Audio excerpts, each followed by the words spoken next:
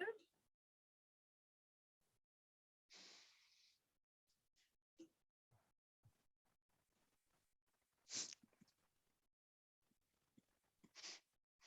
Okay, good morning. Cristina Russo speaking. Good morning, Christina. Hi. Morning, Christina. Morning. Good morning. Good morning.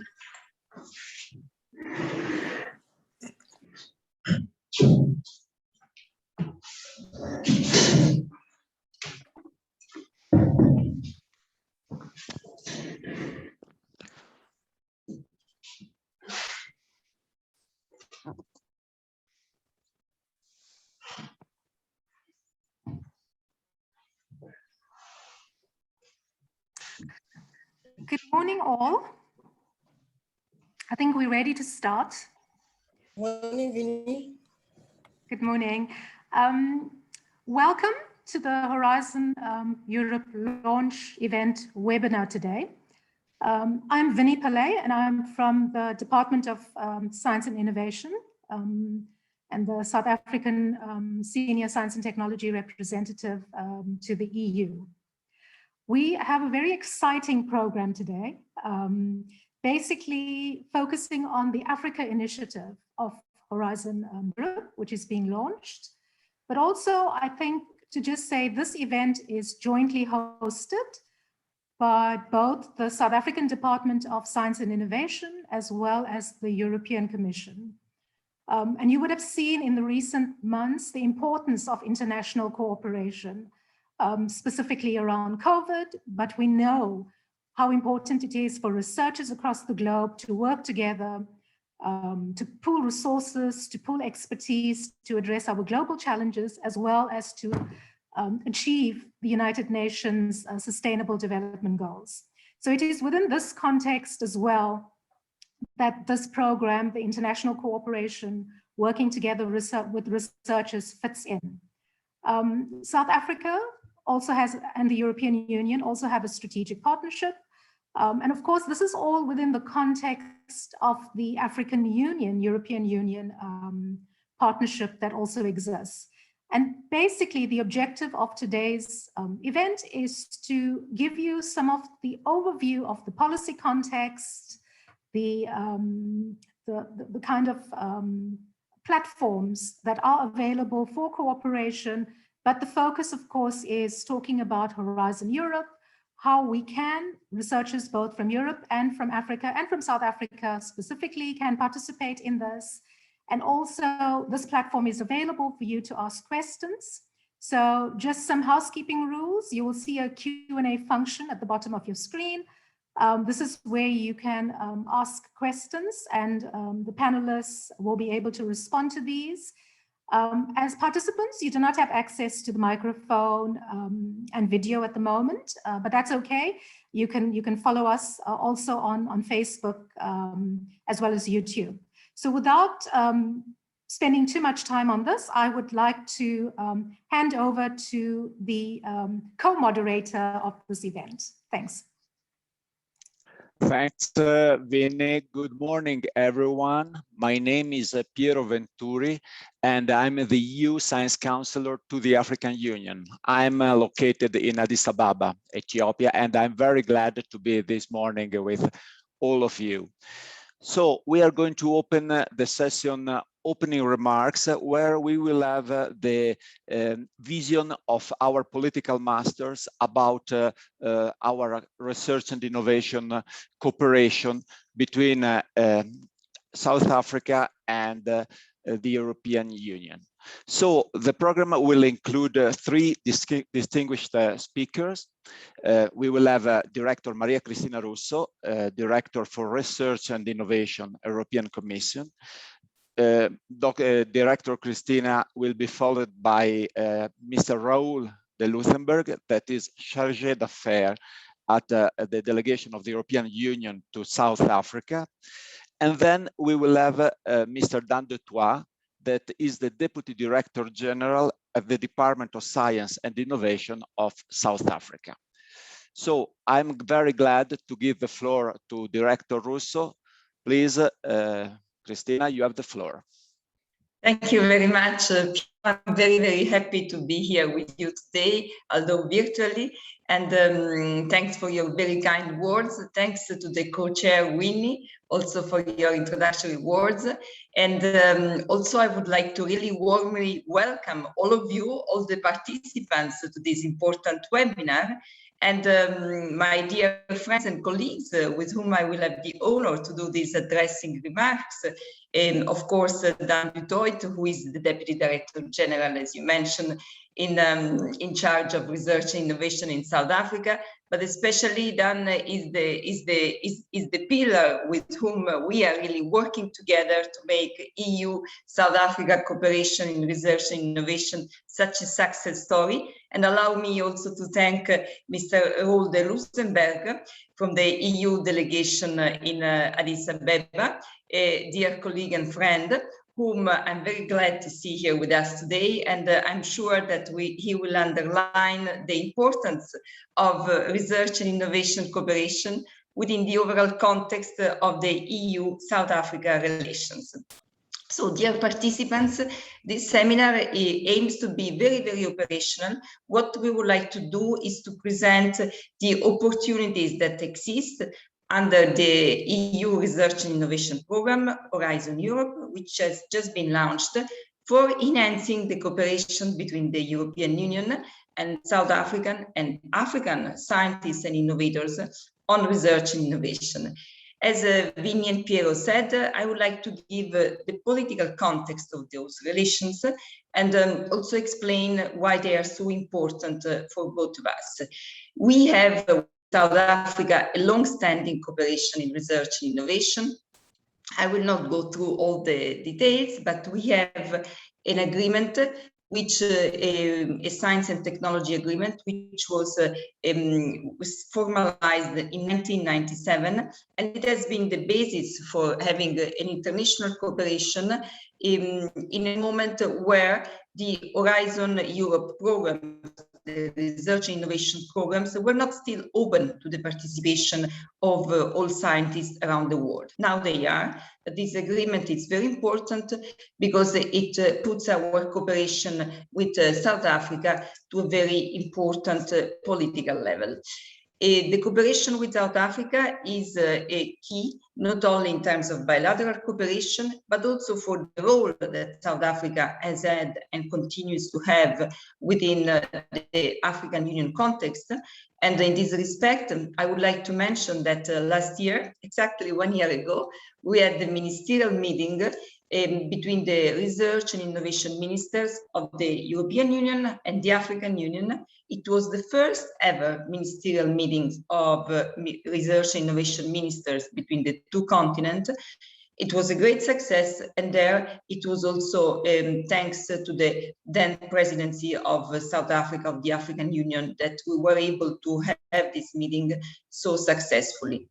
Now, why was this meeting a success? Not only because our ministers got together and underlined the importance of continuing a very fruitful cooperation in research and innovation, which has focused on key priorities such as food and nutrition, clean energy, innovation, global health, but also because with this ministerial meeting, we have paved the way for having in the next research and innovation program at time, Horizon Europe, which has just been approved, a specific call, transversal call, as you will hear later, a specific bunch of actions which really are designed to promote the EU-African cooperation on those fields of activities which are of mutual interest, on those fields of activities in which our scientists can get together, put their brains, their energy, their knowledge in order to advance on global challenges, such as the one that I mentioned, the food, nutrition and sustainable agriculture, the climate change and sustainable energy, the global health, the innovation. But also in doing that, they can really build concretely a stronger relations between the EU and Africa, and thus having a research and innovation as a building block of these overall relations between the two continents. I don't want to be long on the geopolitical issues, but you must be aware that in the European Union, we really attach great importance to a comprehensive and strategic cooperation with Africa. We have adopted in 2019, excuse me, a new communication, a new policy orientation for having this cooperation based on really a mutual ownership, shared endeavors, and creating together societies which are fairer, which are better, because they are also based on knowledge and on economic development. And there, our work in terms of research and innovation cooperation is very important. Before concluding my opening address, I would like to say that in the field of research and innovation, the European Commission has just adopted the political guidelines, a communication on a global approach to research and innovation, which sets up our strategic view for the future activities of international cooperation in research and innovation. And there again, the importance of South Africa as the key pillar driving this cooperation in all the African continent has been acknowledged. And this is also why what we would like to do today with this seminar is to promote as far as possible the concrete possibilities that exist in order to translate this political willingness, political objectives into reality. You will hear by my colleagues, so I will not be long, that the Horizon Europe program, which has just been adopted as a budget of 95.5 billion of euros, which is an enormous budget. It makes of Horizon Europe the world's largest program on research and innovation. And as I mentioned already, it will be open to researchers and innovators from all around the globe. The program has a duration of 7 years, and it is carried out to work programs with a biannual duration. We have just launched the work program for the years 2021 and 2022. This work program has a financial envelope of 14.7 billion euros, and it includes this very important Africa initiative, about which my colleagues will talk later, which includes 36 topics and mobilizes a budget of 350 million euros. But let me recall that African scientists are welcome to participate not only to the Africa Initiative, but to all the calls within Horizon Europe.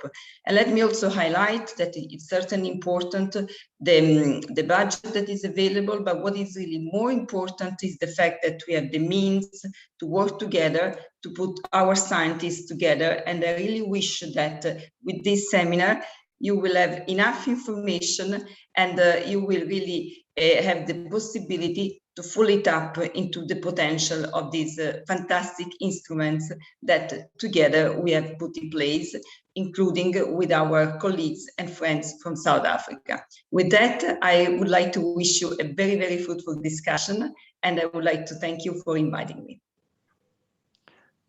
Thanks a lot, Director Russo, for your word. It's very, very good that you highlighted the successful history of our cooperation and why it's also so important at political level with this, as you define it, a bunch of actions to design our mutual cooperation. And thanks for your words. And now I would pass to the next speaker. I've been just informed that Mr. de Luthenberg cannot attend our meeting. So our EU delegation in South Africa will be represented by Mr. Agustin Bondozziani, that is the head of Economics and Infrastructure and Science Counselor to the EU delegation to South Africa. So Agustin, you have the floor. Thank you, Piero, and again, apologies on behalf of the ambassador and the deputy. I mean, we are struggling with a number of events, and they couldn't join here today. So I've been asked to say a few words, and I think first of all, of course, you know, welcoming all the participants, greeting Director Cristina Russo from the DG Research, of course, and Dan Dutoit that we all know in the Department of Science and Innovation. Thanks for having me. And I think my colleague Cristina Russo said that, you know, we know that research and innovation is a key ingredient and a very key milestone in the partnership that we have between South Africa and the EU. It's a special partnership. I'll come back to that a bit later.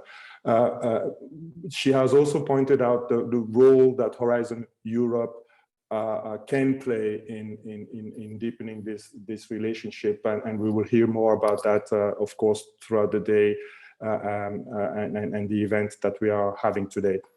Now, I think it's important to bring us back to why we collaborate on research and innovation. Of course, Cristina also mentioned that innovation is key in the situation that we are seeing now.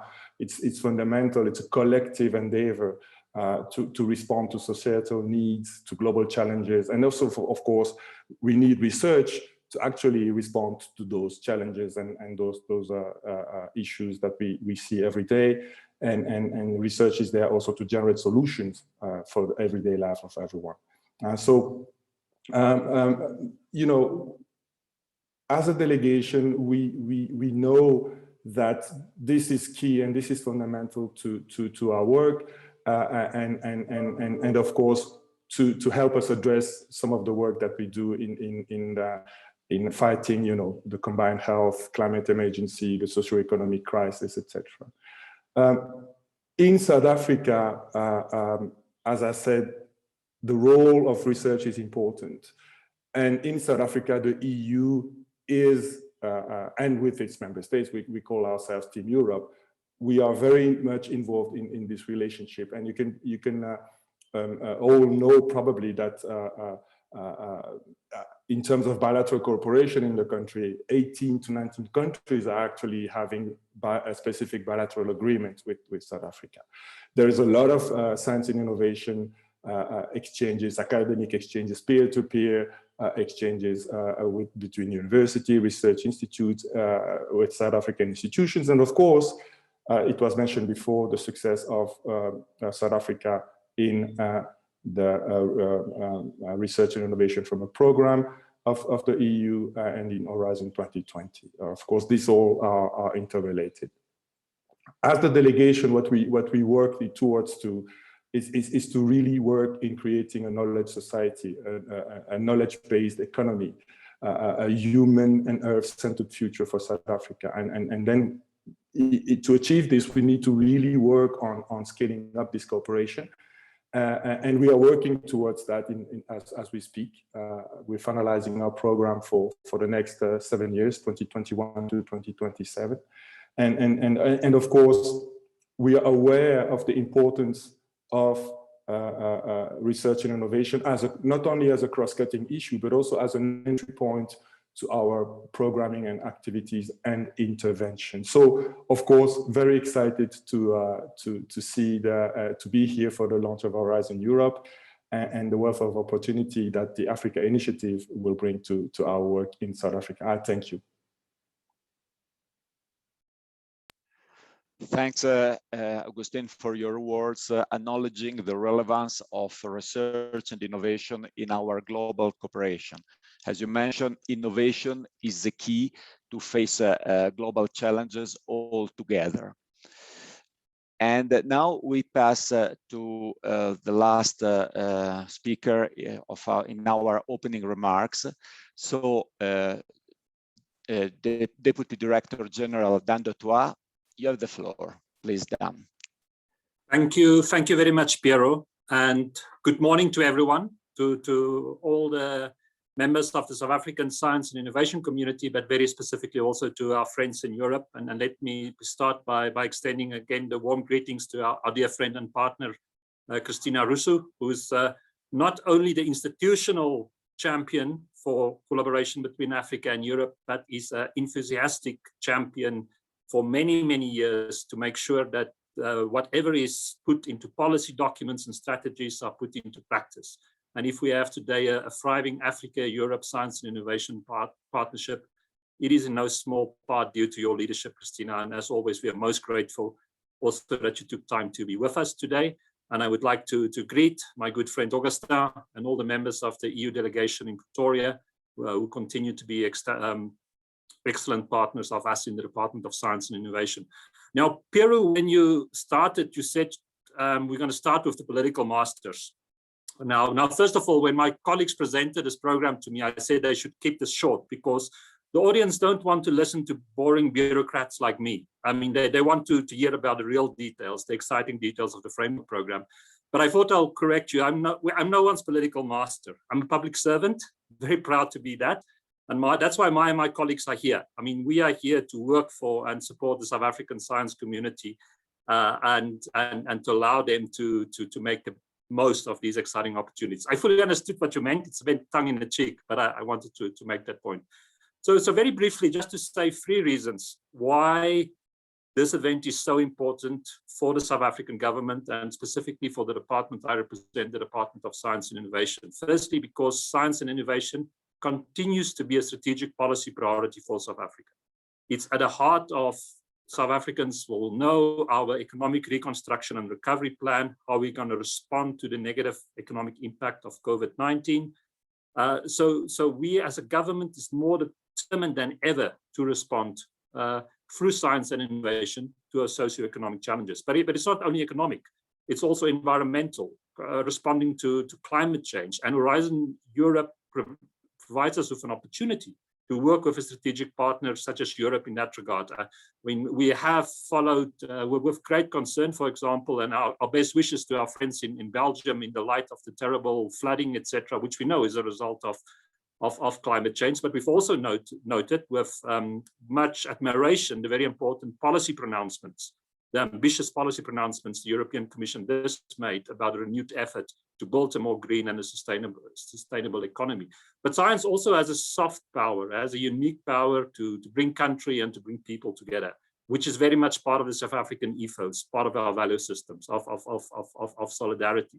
So first of all, for that reasons, it's about science and innovation being at the forefront of our policy agenda. But then secondly, as my colleague Vinnie had said, who I also want to acknowledge and to thank her for representing us so very capably in Brussels, is that throughout the ages, science always progresses through international cooperation. It's when we work together, when we share experience, when we share expertise, that science progresses. And Horizon Europe enables that.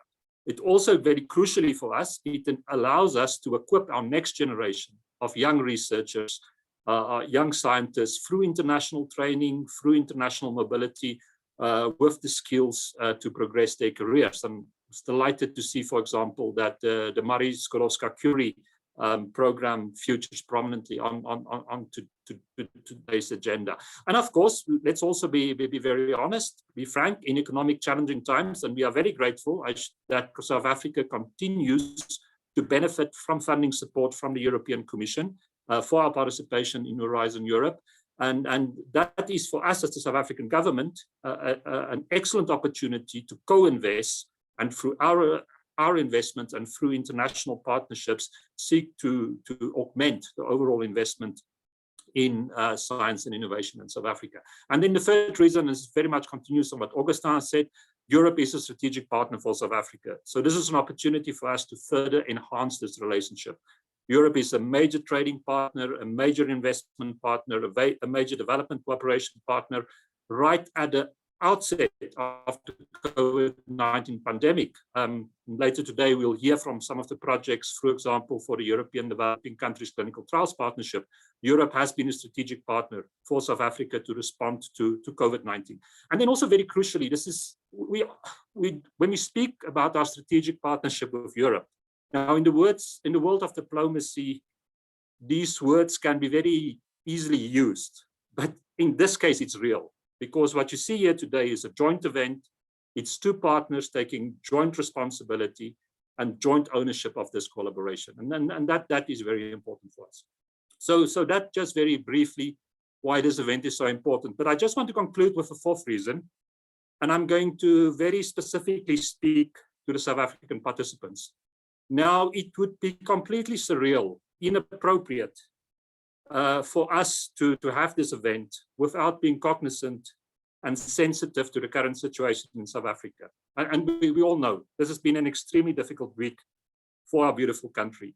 In addition to the ravages of the COVID-19 pandemic, we are confronting important political, economic, social, and other challenges. And it's very important for us that our engagement in science and innovation not be in isolation from the reality of South African society. We like to speak about science in society and science for society, and that's what it should be about.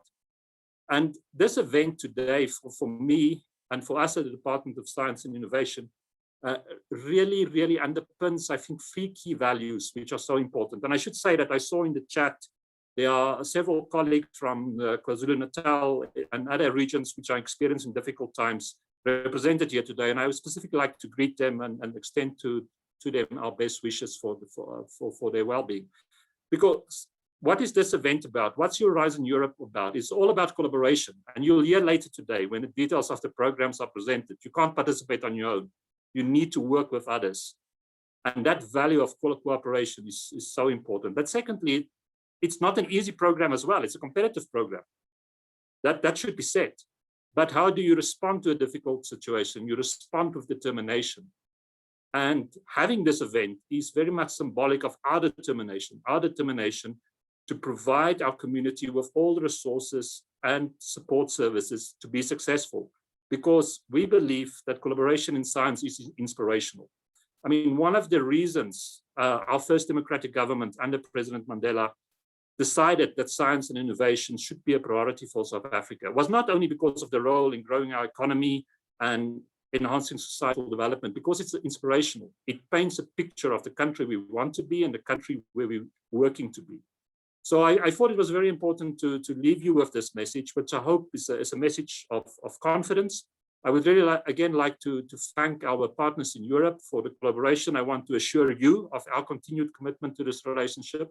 I want to really assure our South African science community that later today you will hear from my colleagues Tugela, Ntombi, and others about the various support services we're going to provide you with to make a success of this collaboration, because we are convinced that through this partnership, through science collaboration, we can work together to create the kinder, the more sustainable world we all want to achieve. So thank you very much for this opportunity. And I look forward to listen now, not to boring people like me, but to the exciting opportunities on offer. Thank you very much. Thanks, Dan. You are not been boring at all. I really appreciate your inspiring words to push the South African scientists to get more and more involved in the European program. And also thanks for confirming the strength of our mutual cooperation, mentioning also the importance of our cooperation facing challenges like you mentioned COVID, then the flooding we have in these days in Europe, and the economic challenges we are all together facing. And I also like that you mentioned that we are at any level always a civil servants, and we never have to forget about this. Well, I think this is the time to finalize this first session, where we had the political background of our action, of what we will be doing, and an overview. And well, this paved the way to the next sessions on ongoing cooperation. That said, I'm happy to leave the floor to my co-moderator, Vinny, please. Go ahead. Thanks, Vero. Of course, in reflecting what's taking place ahead and looking at Horizon Europe, it's perhaps also useful to just pause for a short while, and I call it a pause, so it's not a long session, but also to reflect on some of the successful collaboration that has already taken place, some of the ongoing cooperation from the South African perspective, but also looking at some of the policy framework within which this is framed, and I think which sets a broader scenario for your understanding in terms of how this all works as well. So with that, I'd like to hand over to the first speaker, Ms. Tugela Matubatuba, who's the Acting Director of Strategic Partnerships at the Department of Science and Innovation. Thanks. Thank you very much to the moderators for the introduction. I'll try and share my slides.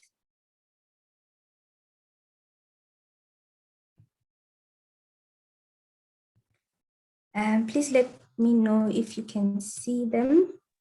Yes, we can. Thank you. Okay, thank you very much. My name is Tugela Matubatuba Dlamini. I am the Deputy Director responsible for strategic partnerships, as introduced, and I work for the Department of Science and Innovation. With your permission, I would like to switch off my video while I present so that I don't have any technical interruptions. I do that. Thank you. So I will be speaking more on the South Africa EU Science and Technology Cooperation. I think a lot of it has been already said in the opening session in terms of giving the political background. I will also touch on some of the instruments and support that the Department of Science and Innovation has put in place to try and create that enabling environment, as the DDG had explained, to enable the South African researchers and innovators to access these opportunities. And I'll also share some figures, statistics of past participation in the previous framework programs. I think a lot has been said also on this slide, which I won't spend a lot of time on, but I just wanted to highlight on the slide that since the signing of the SNT agreement, this has really facilitated South Africa's participation in the framework program. And we can already see that in the figures of participation in the framework program 6, framework program 7, and the previous Horizon 2020 program, which has just ended. And subsequent to that, there has been other agreements that have been signed, like the Trade Development and Cooperation Agreement, which is now also implemented through the South Africa EU Strategic Partnership Dialogue Facility. And all these agreements actually monitored by different bodies, such as the South Africa EU Summit, which is chaired at presidential level, the Joint Cooperation Committee, which is led by the Department of International Relations and Cooperation in South Africa and its counterpart, as well as the Joint Science and Technology Cooperation Committee, which is led by the DG of Department of Science and Innovation and the DG of Directorate Research and Innovation in the European Commission. So just in summary, without repeating what was said in the introduction, it's really important to have the alignment on a policy level so that there is appropriate support instruments that can be developed in order to support participation in this cooperation.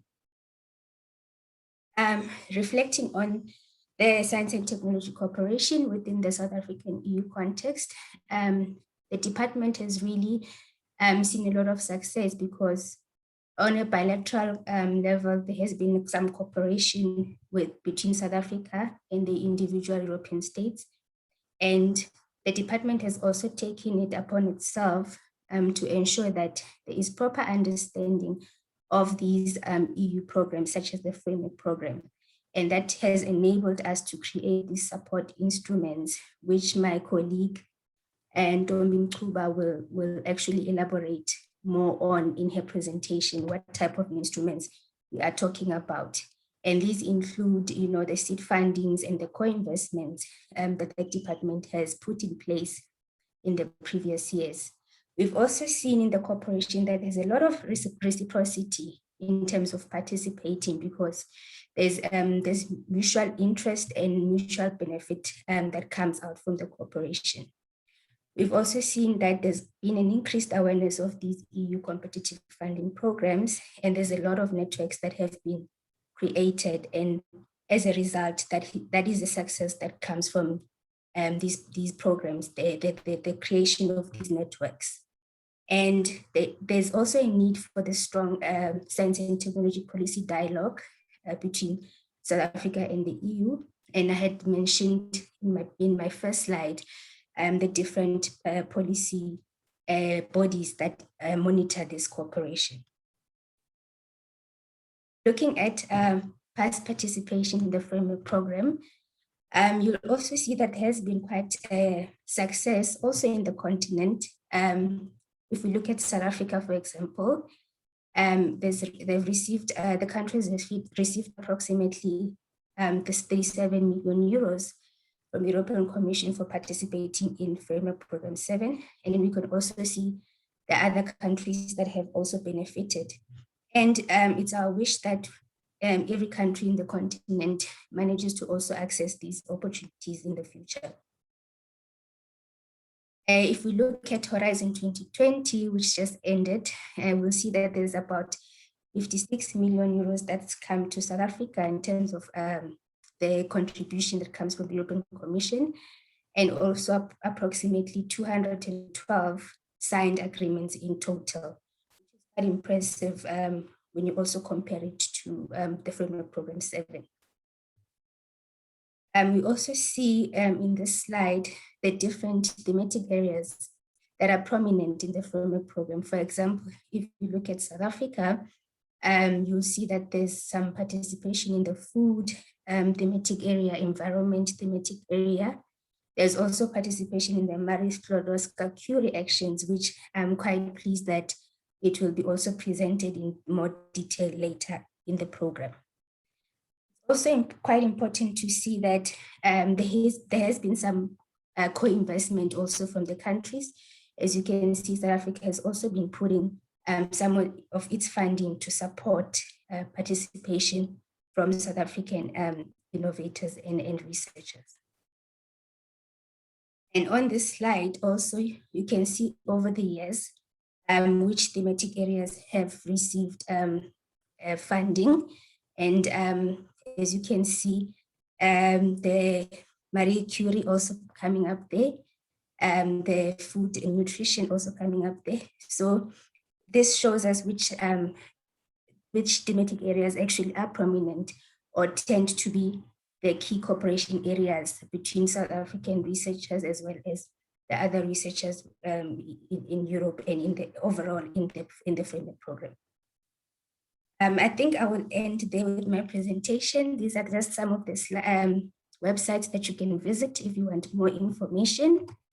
And in that regard, thank you very much for your attention.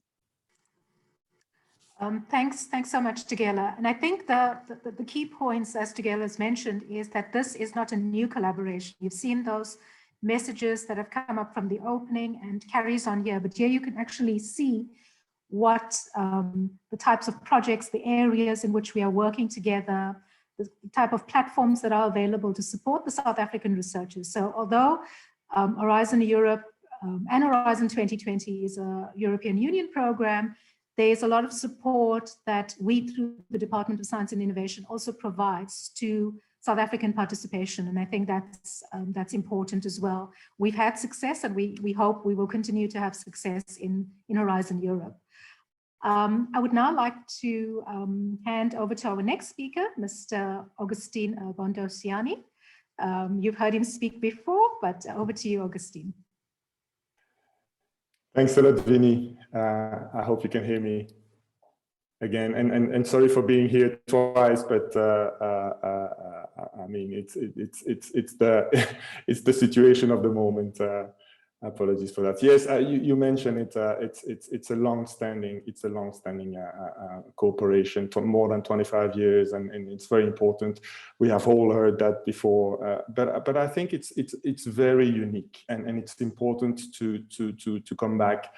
My angle will bring a bit of what we do at the delegation level, and how much we add on all this cooperation that comes through the framework program. First of all, of course, I wanted to thank and to congratulate the department of all the work that has been done, and we have seen some of the numbers. But I'm going to tell you a bit more to show you exactly how far this can go, including in our bilateral cooperation. So, as I was saying, maybe from my side, 3 key elements to bring this back to our bilateral partnership, which we usually call a unique friendship, actually, in our own language. It's distinctive, and I mean, from many angles. Let me tell you 3 of them. The first one is that South Africa is the only country in sub-Saharan Africa which actually has a cooperation agreement with the EU, which shows how far it goes. The second is that among the more than 140 countries which we have bilateral cooperation with, South Africa is among the few that has science and innovation as one of the priority areas of the cooperation. Okay, and then lastly, what is important, and even more so, it's about the money, and it also shows how far and how deep the collaboration and the cooperation is South Africa is one of the few countries where this bilateral cooperation actually is delivered through what we call budget support. Budget support is trust that is given to the government to actually implement the money that we are providing. And in the country, we've been doing that for the past more than 15. I mean, it will more than 12 years actually, and then probably it's going to go beyond 12 years with the ongoing program. We did it twice. The first time was with a program that was called Innovation for Poverty Alleviation, and currently we have an ongoing program, a bilateral program to support the national systems of innovation. This is around 800 million rands that is being provided on top of what we have heard so far. This is around 46 million euros. The ongoing program is very important too, to an extent that we want to support the connection between business and research, or bring it close to market, if you want. We want to support new actors that are not necessarily, you know, the usual suspect, if you allow me these terms, that you see in this program. We want to bring women on board, youth on board, etc. And we are very happy to support that. And of course, the program helps build on what is ongoing on overall cooperation, you know, building the program participation, building on the trial, clinical trial programs, and all the other programs that you have heard before.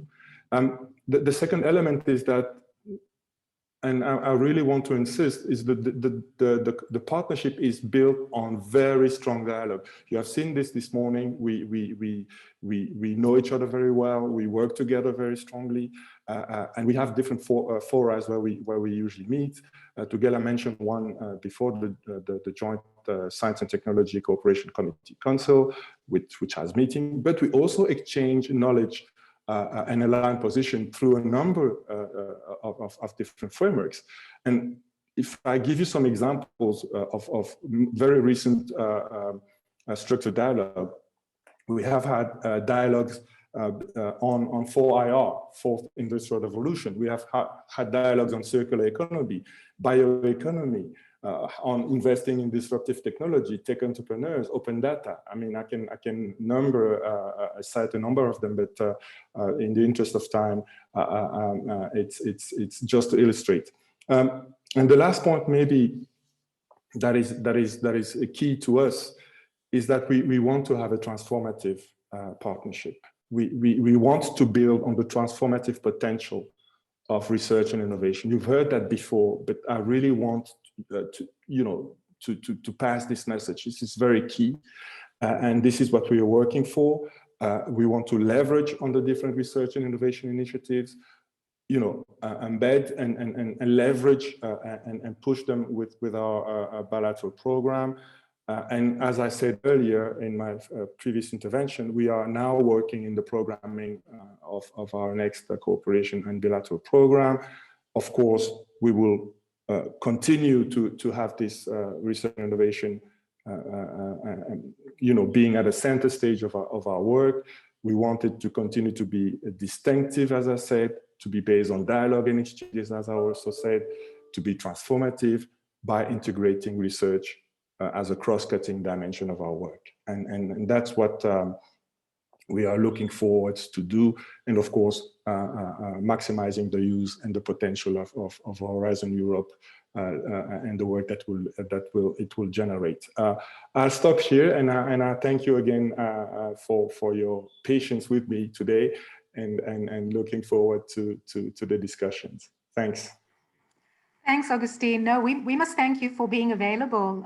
Of course, your inputs are valuable, as you are also one of those people that is close to home, on the ground, operationalizing all of this cooperation at the EU delegation, and we appreciate it, as our DDG said earlier. And I think what's important is that this is it's a holistic. It's not just looking at pure research, it's also bringing the innovation elements. And I think the economic, or the path to economic recovery for South Africa, and inclusion of women and youth and job creations, and looking at innovation as an important element is very useful in this partnership, and very important as well.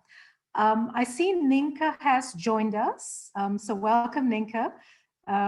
You are our next speaker.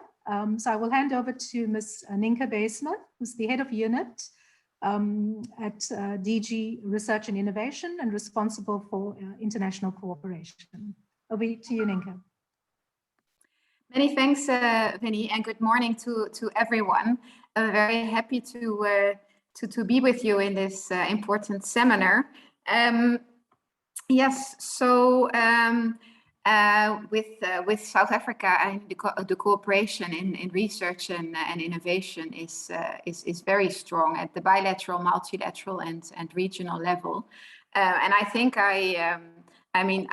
you have heard many speakers already this morning, including my director, Russo. So I would just like to perhaps give you some examples of our cooperation that has lasted since many years already in these three fields. So in the bilateral, multilateral, and in the regional level.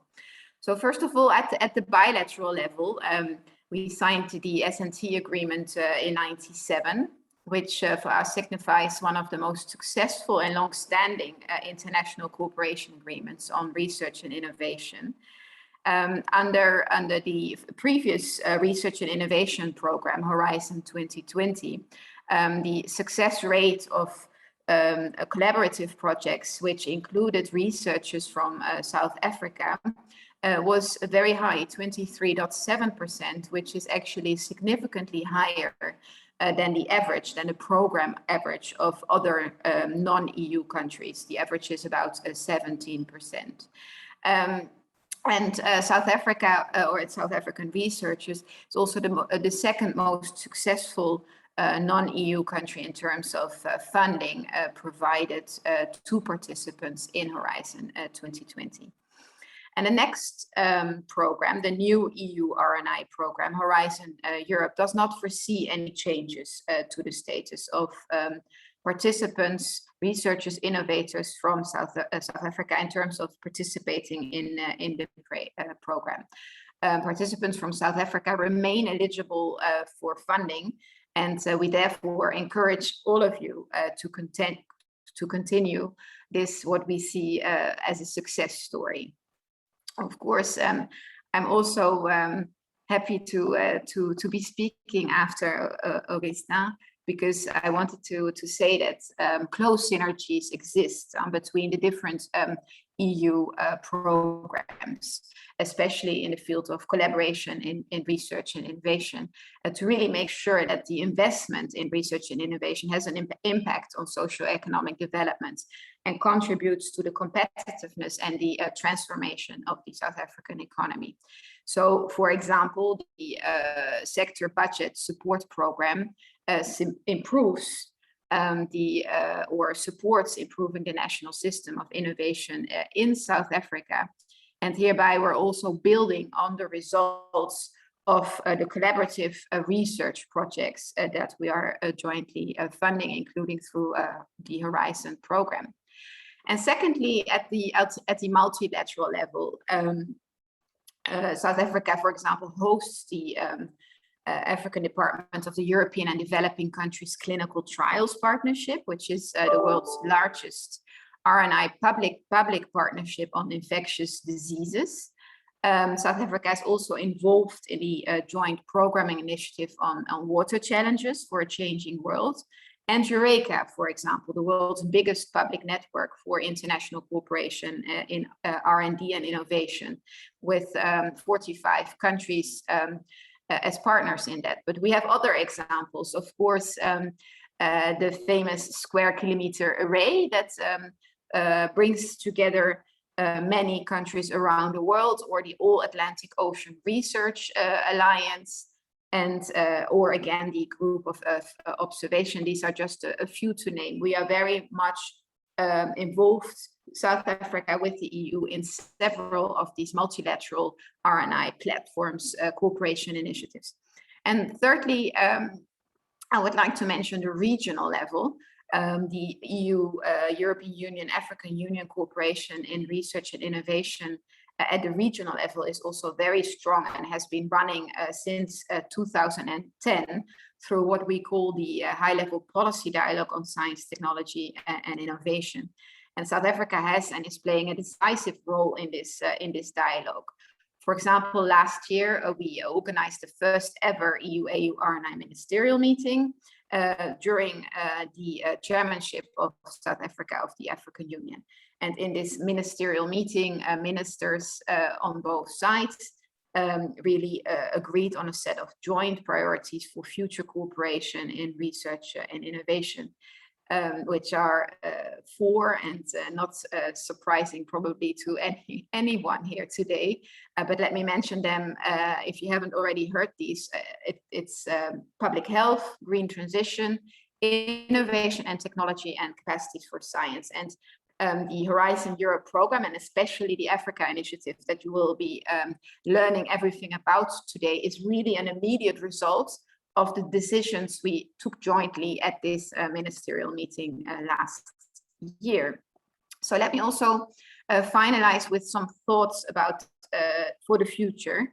The collaboration both at the bilateral level with South Africa, but also at a regional level with the African Union, has focused very much on research, on collaborative research. And as I said before, it's extremely important that we use the research results, that we make sure that the investment in research has an impact on the economy. So we are all very much in agreement that we need to move the cooperation more in the direction, or also in the direction of innovation. And that's what we're looking into now since a while, and since we had this ministerial meeting last year. How can we do that? We're mapping some of the research results we have. We're looking at what is happening already and building on this analysis and the gaps that may exist in the cooperation. We are at the moment jointly developing an EU-AU innovation agenda, building on the long-standing cooperation in research and the RNI partnerships that we have set up, of which, for example, the EDCTP example is one, but there are many others. And this agenda, we really, as I said, aim to translate the RNI efforts into positive impact on the ground, to create businesses and innovative solutions in a more strategic and coherent way. And as we are preparing it, we really very much hope that this agenda can be part of the larger investment package that may be on the table at the summit next year. And finally, we also, of course, need to look really well ahead. So not just the next couple of years, but where is our cooperation bringing us, or what do we need to focus on in 10 years, 15, 20 years time? And for that, we have set up a high-level expert group from both the EU and Africa. We call it the EU-Africa Advisory Group on Research and Innovation, that is really looking at this more longer-term perspective. What should we focus on in the cooperation in the long term? we're expecting the results this autumn. They're writing policy papers once again in the fields of the priorities identified in the ministerial meeting, but really much more long term. So we're very much looking forward to seeing these papers as well in autumn this year. I leave it at that. Thank you very much, Winnie. Thank you very much to all of you for being here today. Thank you, Ninka. I think that was a useful overview to just look at the multi-dimensional type of partnership South Africa and the EU has, but also broader within the regional and continental perspective, and how the ministerial has influenced the elements of Horizon Europe and the Africa Initiative. And I know that's the focus of this event. So I am going to hand over again now to Piero to moderate the next segment. Thanks. Thanks a lot, Vinny. Well, it's always important to remember the importance, the relevance of our research and innovation program. And I like to mention that some studies demonstrated that for any euro that is allocated to research and innovation, our society is gaining 11 euros. So more than 10 times to the society what we allocated to research and innovation budget. So, well, now we enter, well, we say that the devil is into details. So we really enter into the details of Horizon Europe. And I'm very glad to invite my friend and colleague, Jens Ögel, to give his presentation. Jens is a policy officer at the DG Research and Innovation, European Commission. Jens, please. Yes, thank you very much, Piero, and good morning to all. I see an impressive number of participants in this meeting, so I'm very, very happy with the outcome so far. And let me give you and try and give you some information about the upcoming Africa Initiative and Horizon Europe. A few general remarks. I think I can spare a lot of things because the previous speakers have already referred to the usefulness of research and innovation for our societies. Dan has mentioned that determination is one of the decisive factors in moving societies forward and moving our activities to a level where everyone can benefit from these. So I don't need to talk about this. I also prepared a few slides, thanks also to my colleagues within our unit. We prepared a few slides on the participation of South Africa in Horizon 2020 and FP7. And I'm not spending too much time on this because I know that Tugela has already referred to this. So these are in principle the same data. On this slide, what you can see, however, is that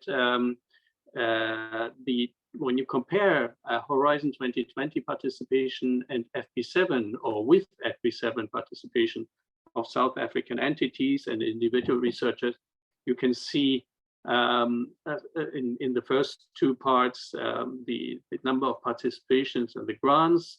You can see a slight downward trend, but I think this is mostly explained by the Marie Sklodowska-Curie actions, which have not benefited from too many applicants from South Africa compared to FP7. So this might be interesting for you to look at. Same this slide, and then this is a summary that Tugela has also referred to. We can see what are the main areas where South African participants and researchers have cooperated with European and many other researchers from around the world. And we see, of course, health, that was already mentioned, EDCTP, certainly to some extent as well. Food and nutrition security, sustainable agriculture might also be included in here. the environment, and some of the other areas. So these are the main subjects. They could remain like this. We might see changes depending on the development of our program and also the development on the South African side in terms of the interests that are there in the various areas. Here again, summary, and also what my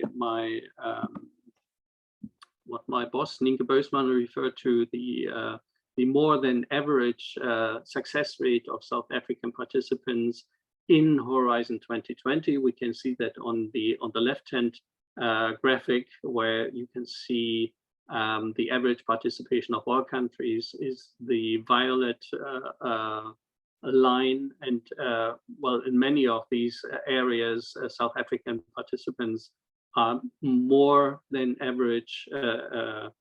average successful in participating in the program. So that is a good sign, but it doesn't mean that this is already the end of the story. We can we can do together more, and we can increase even more the participation of yourself and your entities in the framework programs. So let me not spend too much time on these areas, because I think what you are certainly more interested in is what is going to happen under Horizon Europe, and in particular the Africa initiative. This is what I will be talking about in the next couple of minutes. Just to give you again this general idea about what is the volume of Horizon Europe, or of the budget of Horizon Europe, which is close to almost 100 billion euros, which are spent within the next 7 years. And of course, the global challenges and European industrial competitiveness part is the largest part of the program, followed by the excellent science, or the European Research Council and other initiatives. Then we have Innovative Europe and the widening part, and European research area. Just also to give you a bit more idea about what is the structure of the program, and I will certainly focus mostly on Pillar 2, that is what I already said, called Global Challenges and European Industrial Competitiveness, with the various clusters that are already known from previous research framework programs, like health, culture, creativity, civil security for society, climate, energy, mobility, digital, of course, food, bioeconomy, natural resources, agriculture and environment, and so on and so forth. So in principle, this is what we will be talking about in the next slides. But I would also remind you that we have additional cooperation opportunities coming up in September, October, with the launch of the partnerships, the Horizon Europe partnerships and the Horizon Europe missions. But this is not the subject of today's meeting. So why do we do international cooperation? Well, I think that was mentioned already. Or no, I should say, how do we do this? We do this basically on two principles. That first of all, we have a general openness of Horizon Europe, like we had in previous framework programs, that all researchers around the globe can apply for funding. Of course, not everyone, I have to say, is eligible for funding, but that doesn't apply to South Africa. Likewise, researchers and innovators of any nationality can apply for grants. So this is not only the largest framework program that is available worldwide in terms of research and innovation cooperation, but it is also the one that is the most open for international cooperation. And as we will be talking about the Africa initiative, of course, all the other topics that are launched with the work program, or in the work program 21-22 of Horizon Europe, are open to international cooperation, or most of them, I should say. Some are slightly restricted, but you will see this when you scroll through the program. We have also in the program targeted international cooperation actions, and this is for example, the Africa Initiative. Some of the actions that are launched in the work program Horizon Europe are flagged as being specifically relevant for international cooperation, and we have also some targeted actions with key partners in strategic thematic areas. But let me really focus on the Africa Initiative. We have, as Ninja was saying, we have gotten the inspiration for the Africa Initiative in principle from the ministerial meeting that took place in July 2020. That was looking at that was launched and organized due to the onset of the COVID crisis and the, of course, socioeconomic impacts the crisis was expected to have, and we really had at the world stage in principle, but also at all the different regions, and that includes, of course, Europe and Africa as well. And in this meeting, there was a decision taken, or there was an agreement, I should say, that our future cooperation should mainly focus at global public health, socioeconomic development, and recovery from the COVID-19 pandemic. The number of topics that are included under the Africa Initiative was already mentioned. We have about 36 topics with a budget of 350 million euros.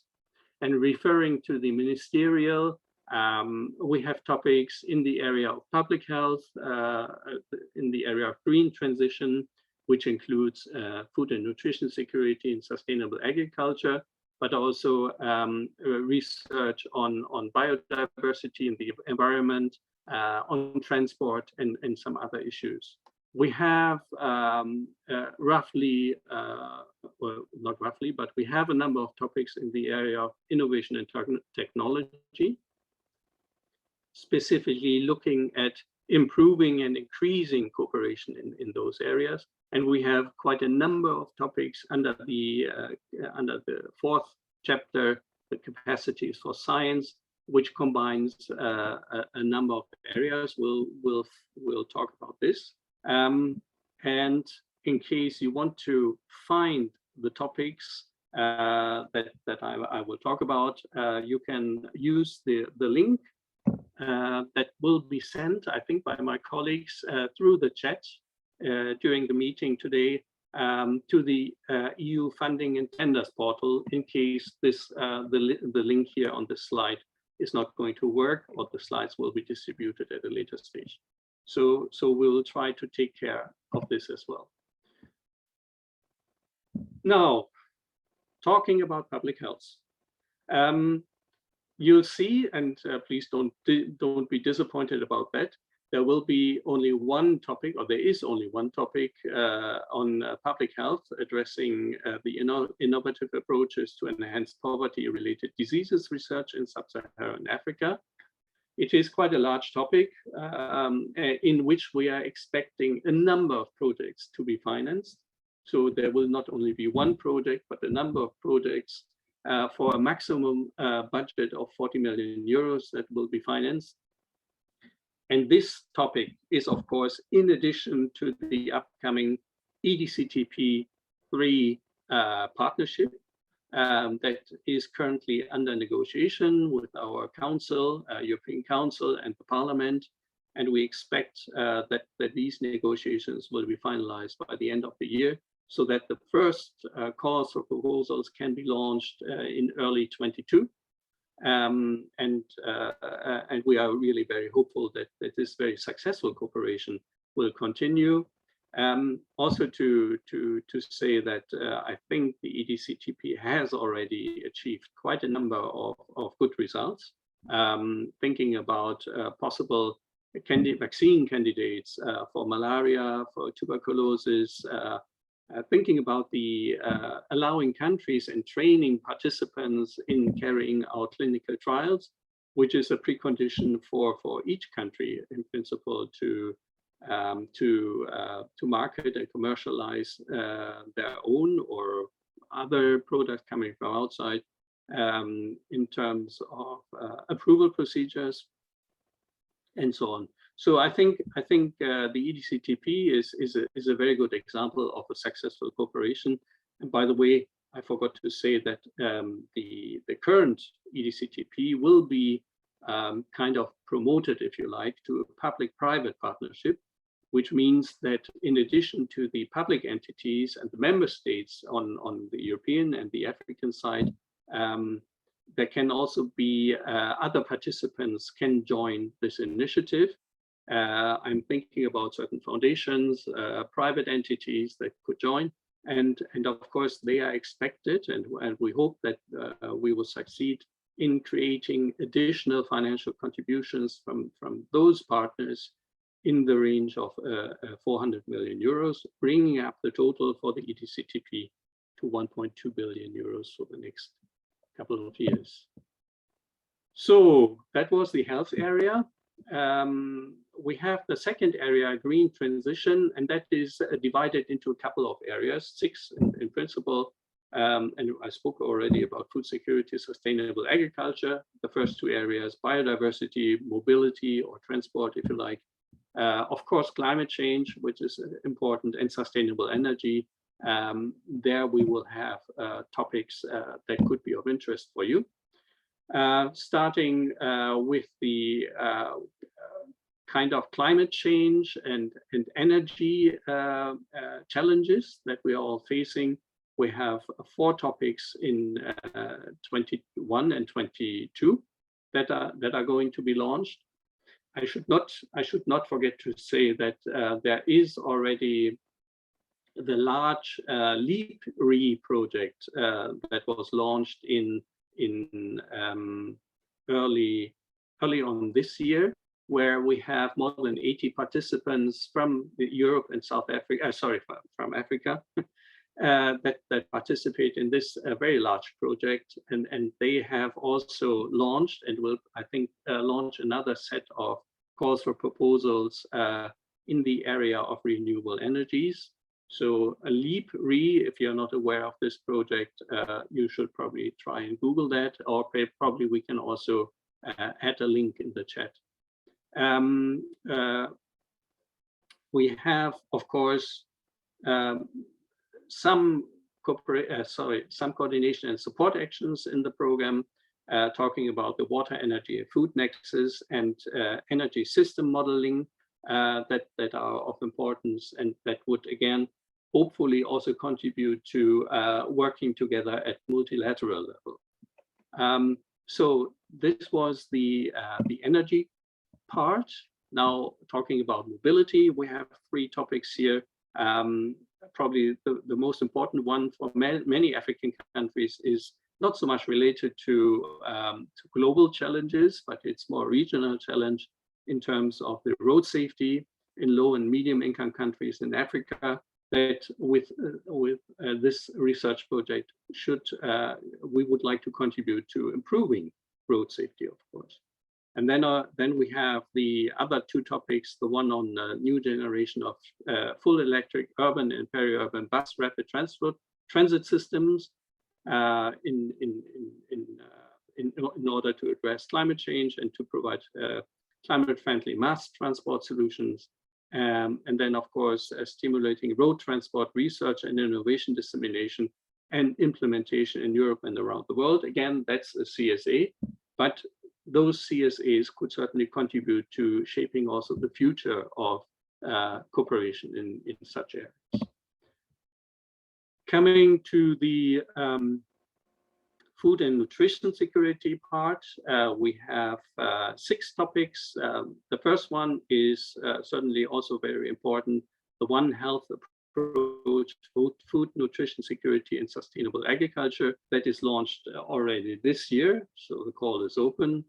Again, the budget of 18 million euros is supposed to be divided in 2 or more projects. We are following up with this project on the successful cooperation under the Food and Nutrition Security and Sustainable Agriculture Partnership, which is part of our high-level policy dialogue. So to make the link between previous projects and what can be done in future. We have the next topic, the agroecological approaches in African agriculture systems. This is the one that will be launched early next year. Again, a larger budget, but again, also for more than just one project. Then, of course, we have other topics combating all forms of malnutrition, African food cities, expertise and training, center on rural innovation and socioeconomic empowerment of the users of the sea. Also in support, some of these also in support of our more larger initiatives like the All Atlantic Research Community. Then we have under the green transition, and now we are coming a little bit to the part on climate change, where we will look into the kind of biomass ecosystems, how to trade and process biomass, and how to improve biodiversity conservation along supply chains. Again, an important topic, I think, looking at the recent events with a budget of 10 million euros, probably also for more than just one project. The understanding the impacts of and the opportunities offered by digital transformation. So trying to integrate digital transformation into areas like climate change, but also into areas like they could be integrated into agriculture, which has happened in the past. But this is, again, an example of working across thematic areas. Support to processes triggered by IPBES and IPCC, of course. Then we will call for a network for nature, multi-stakeholder dialogue platform. Then that might also be interesting for South Africa and other raw material rich countries, assessing the nexus of extraction, production, consumption, trade, and behavior patterns, and of climate change action on biodiversity in the context of transformative change. The impacts, understanding the impacts of and the opportunities offered by digital transformation. Again, digital here in the focus. In the next topic, we will promote the cooperation with the Convention on Biological Diversity. And of course, again, talking about biodiversity, exploring the connection between biodiversity, ecosystem services, pandemics, and epidemic risks. Now, coming to the innovation and technology area, with the three topics I was talking about earlier, we have, I would first refer to the topics 2 and 3. So building EU-Africa partnerships on sustainable raw material value chains. I think I was mistaken in the previous slide. So this is the slide, this is the topic I was talking about, raw materials in the previous slide.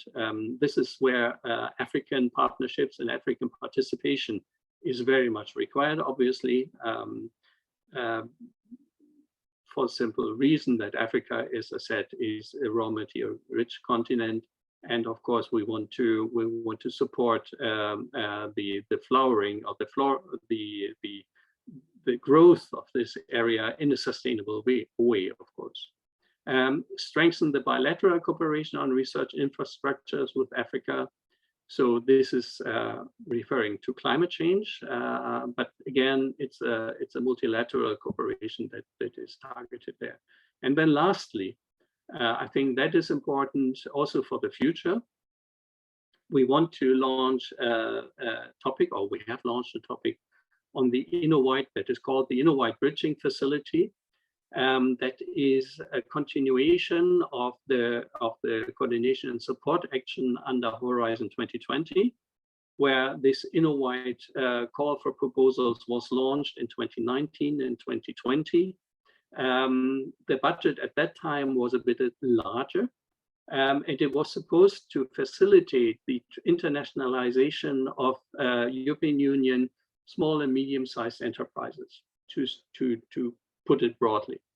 Now, with this InnoWhite Bridging Facility, we are making one distinct difference, and that refers to the fact that what we want to do is we want to allow also in this particular context of the Africa Initiative that African SMEs could also be integrated in these calls, and they could also be allowed to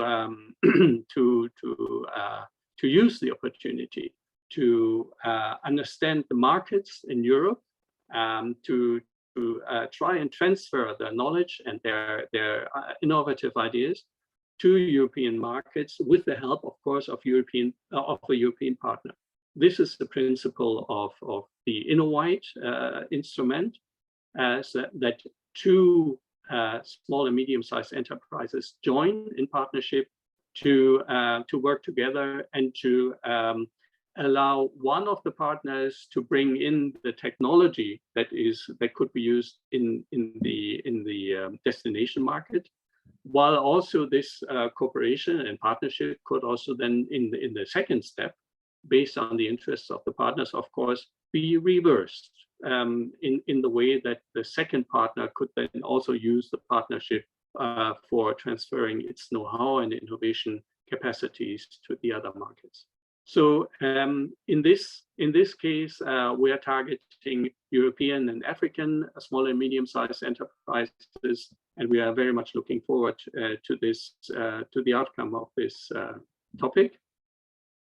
But also, this needs to be seen as one of the, I wouldn't like to call it pillar, but one of the important elements of the innovation agenda that we are currently aiming to elaborate together with the African Union Commission and with our African partners, of course.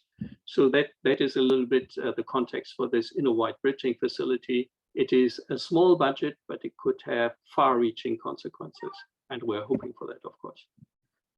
So then the last section covers the capacities for science. And there we have 11 topics, as you can see. There's an equal distribution across work programs 21 and 22. I think I'll leave it up to you to check the various programs, the various topics, to see whether this is in any way interesting for you. I would always imagine that there are many opportunities in those 11 topics for South African researchers. And I think it is a good sign that we are not only talking about one particular area or section of research and innovation where there is a cooperation, but the cooperation between the EU and Africa is really on a very broad basis. The examples of previous successful partnerships, EDCTP was already mentioned, and I think I'll elaborate it sufficiently on that part, and I hope the EDCTP will be able to continue. Also increasing the numbers of African countries joining the partnership, and of course European countries, not only African countries, and preparing the continent not only in being able producing its own commodities in this regard, but also preparing for a more forward-looking approach that we should all probably have, thinking about COVID, in terms of preparedness of the continent for future events or pandemics in the worst case. Then we have in the area of the green transition, coming to this area, we have, of course, the food and nutrition security and sustainable agriculture partnership. 381 million euros were channeled into this partnership on 4 priorities. You can read them yourself. What is interesting in this context is, and that is what was said before, we are currently looking at, or we are piloting a mapping exercise that would allow us to identify those projects that have either already finished or that are in their final stages of implementation, and that have already achieved results that would be useful for continuing the collaboration on a different or in a different scale. Let's put it that way. And this is again one of the subjects we want to cover with our bilateral innovation agenda that is currently under consideration, namely to move forward research projects beyond the lifetime, beyond the funding period that has been granted by under Horizon 2020 or Horizon Europe. And we want to see what can we do, or what can these projects do for society at large and for sustainable economic development. The same goes a little bit with regard to the climate change and sustainable energy partnership. However, this partnership is not as mature as the first one. And the investments, although there is a mention of 84 million euros, by the time we are speaking today, these investments have increased to something like 126 million euros, I think. So quite an additional amount of budget that was provided. And well, what can I say? I mean, this is for the future. This is a very, very important partnership, and we hope we can increase its efforts. It has already had good meetings with experts from Africa and from the EU, aiming to shape really the partnership and to give it not only a good standing, but also a forward-looking approach that I mentioned earlier, and to see what else can be done and what needs to be done by research and innovation to help addressing climate change and the availability of sustainable energy. Of course, and that was also mentioned before by previous speakers, the other direction that we are taking, and this is also part to some extent of the innovation agenda. The other direction is that we are trying to work in more, or to work more in synergies with other EU programs. That could be, for example, and this is for very good reason, also the neighborhood development and international cooperation instrument, the NDICI. It's much easier to pronounce. So we are trying to seek synergies between the two programs, the research and innovation program and this development cooperation program, in order to also move research and innovation higher on the agenda of development cooperation. As Piero was saying, €1 spent on research and innovation will create €11 in return. And that is, I think, a strong argument to use also development cooperation funding for research and innovation. And I think we are on a good way.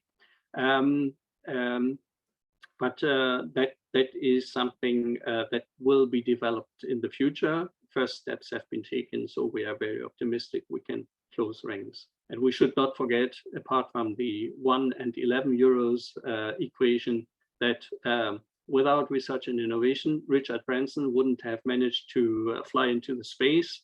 And we as Europeans would not be at the same development stage that we are today without research and innovation. So a very simple, I think, fact of life. Other synergies we are seeking, or additional synergies we are seeking, is with the African Research and Initiative for Scientific Excellence, the ARISE program. Again, there is a link here on this slide where you can access the program. I think the call for proposals should already be open. If not, it will be open very soon. We have the ACP Innovation Fund. Actually, well, it is called ACP Innovation Fund, but it is for all African countries to apply to this fund, also for assessing or having an assessment done by a group of experts in terms of their research and innovation policy and what are the strengths and weaknesses. So that is something that is not necessarily related to research and innovation done by researchers, but more by the policy side, trying to shape a good and to develop a good research and innovation policy for the individual African member states, African Union member states. And then, of course, Erasmus Plus will continue also for the next couple of years. So there's always plenty of opportunities to facilitate knowledge transfer and training of researchers and innovators. Marie Sklodowska-Curie actions are the next part, and I think my colleague that speaks after me, Julie, will introduce these actions to you. And then I think this is one of my last slides. I mentioned already, and it was also mentioned by previous speakers, the EU-AU innovation agenda that we are trying to formulate right now. What do we want to do is we want to increase the impact of research and innovation on socioeconomic development and job creation, of course. And that was proposed during the ministerial meeting of last July. And of course, this innovation agenda will come in addition to the Africa initiative.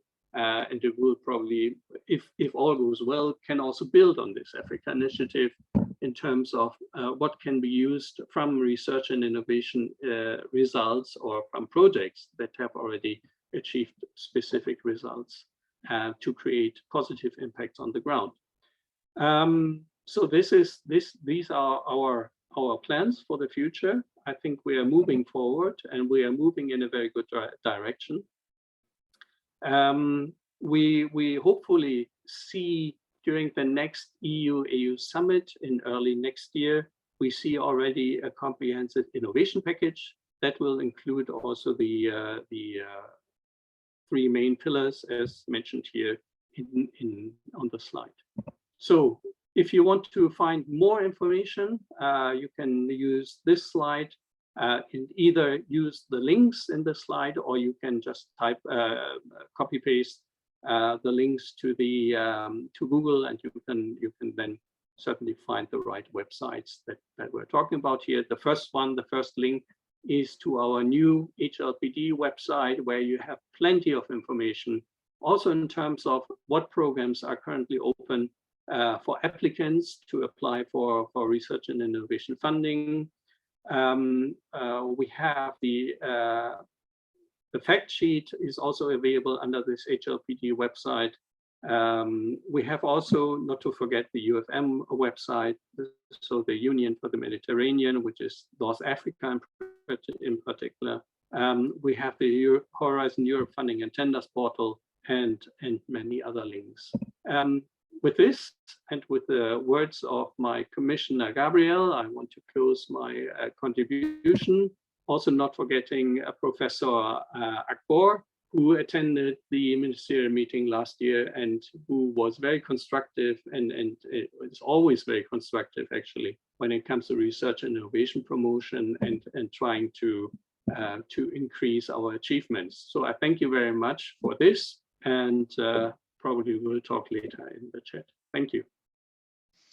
Many thanks, Jens, for your very comprehensive presentation. You touched a lot of issues, and we already see there is a lot of interest, a lot of questions in the question and answers chat.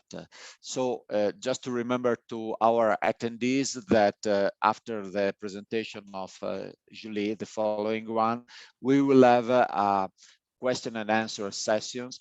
And well, in the program, there is also a short break, but we thought that taking into account that there are a lot of questions and we have some delay, we will include this question and answer session also in the short break, so we can have all together a coffee, talking and chatting together. That say, I leave the floor to Julie Lepêtre, that is our colleague of DG EAC, so DG Education, and she will talk about Marie Sklodowska-Curie actions. So Julie, you have the floor.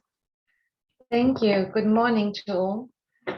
Can you hear me? I would be very grateful if my presentation could be shared, because as I said before, I may have some difficulties to share it. So if the presentation can be shown on the screen, that would be great. So good morning. I will start while the presentation is uploaded or is shared on the screen. So first of all, I just would like to say that I'm very happy to be here with you this morning, and I'm also happy to hear that we can use also the short break, because I was looking at the timing, and I will be quick in my presentation about the Marie Skłodowska-Curie actions, but still there are some information I would like to share with you. So happy to be quick during my presentation, but also available for questions and answers, and that we can use a bit the break to exchange further. So I would like also to thank you, to thank the colleagues from the DG Research and Innovation from the European Commission, and also of course the Department of Science and Innovation of South Africa. So first of all, what I would like to say about the Marie Skłodowska-Curie actions, of course South Africa is very successful in the program. I will come back to these figures and information which have been already shared before. Thanks a lot for the presentation. And I just would like to mention first, before starting with this overview of the Marie Skłodowska-Curie action, that with the launch of Horizon Europe, already 3 calls of the Marie Skłodowska-Curie actions have been published on 22 June. So one is on the doctoral networks. I will come back to the names of the actions and the Horizon Europe for you to know what it is about. Postdoctoral fellowships have been published as well. And a last one, which is of less interest for South Africa, which is the Msca and Citizens, which actually embeds the European Researchers' Night. But again, this is of less interest for you. I just mentioned it because it has been published on the same day. So I will give you this quick overview of the MSCA, so Marie Skłodowska-Curie actions, but let's say MSCA, it will be quicker. And I would like first to give you our new motto, which is developing talents, advancing research. And the reason why I would like to share this motto with you is because it is really meant to highlight the essence of the MSCA: excellence, research, and development of skills.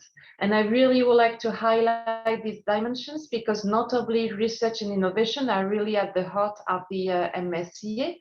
And indeed, I'm working for the DG Education and Culture, but actually it embeds the MSCA, and it's important for us to make clear that, of course, the MSCA are about training and development of skills, but they are on research and innovation as such.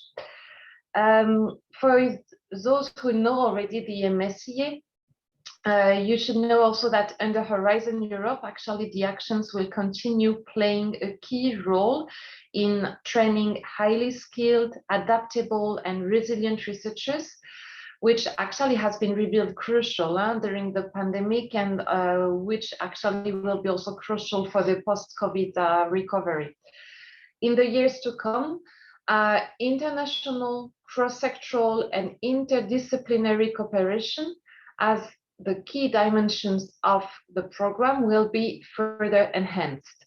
We are also introducing novelties from a policy point of view, such as the MSCA Green Charter or new guidelines for the supervisors, but I won't go into these details today. I will maybe share later in the chat box that the link to the info day, which was specifically dedicated to the MSCA on the 1st of July. So for those who are interested in getting more information, more detailed information about each of the actions, you will have the possibility to watch the recording of this info day. But again, I will share the link after my presentation in the chat. So on this first slide, I won't go into the details of this first slide because Jens already mentioned it, but we are part, the MSCA are part of Pillar 1, and Pillar 1 funds excellent science, supports frontier research and breakthrough scientific ideas.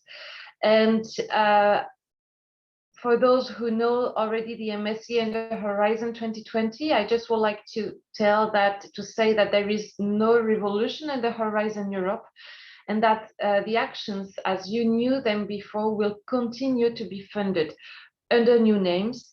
What we have tried to do actually is really to simplify the actions, to make the actions more accessible, more understandable, and especially to newcomers. Can we move to the next slide, please? If it works. Julie, I'm sharing my screen. I tried to move to the next slide, but it's not working. It's not working. I can try to share mine because actually it's about, it will work? No, it works. Thank you. Yeah, now it's going. Super, great, thank you. I'm sorry, not sharing myself. It's really because I have an issue by displaying the presentation.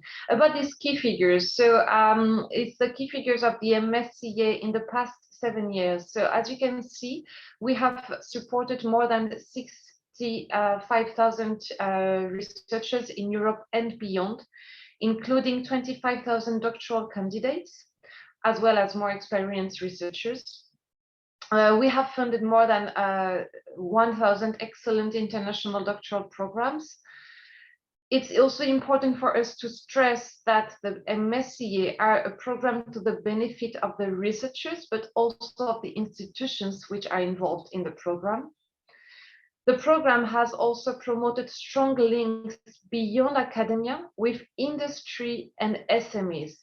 So in the past 7 years, more than 4,500 companies and non-academic organizations have been involved in the program. And I would like really to stress that point because it's maybe less known. And I saw some comments before in the chat. So for you to know that we are also including supporting companies and non-academic organizations. One of our priorities is also to support women into research and to contribute to achieving equal access of women and girls to science. So female researchers make up almost 42% of the program, and actually South Africa does even better with 49% of female researchers involved in the program.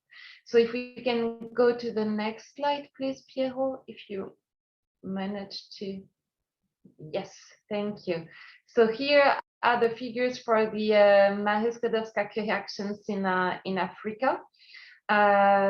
Actually, you see that we supported more than 1,600 African researchers in the past 7 years, which represent 275 participations, 80 single institutions, and 44 countries were involved. If we can go quickly to the next slide, because actually the next slide is about the key figures for MSCA in South Africa.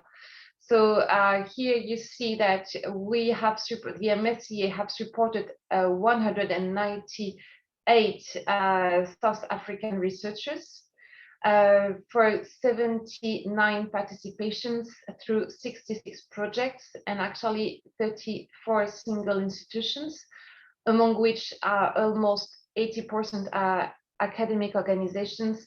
We have also 19% of private for-profit organizations and SMEs, 2%.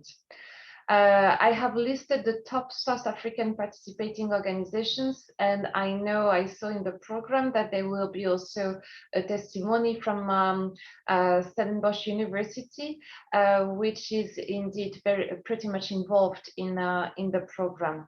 So actually, after my presentation, there will be these additional presentations about MSCA projects and also the colleague from Euraccess Africa, which would usefully and in a relevant way complement this my presentation.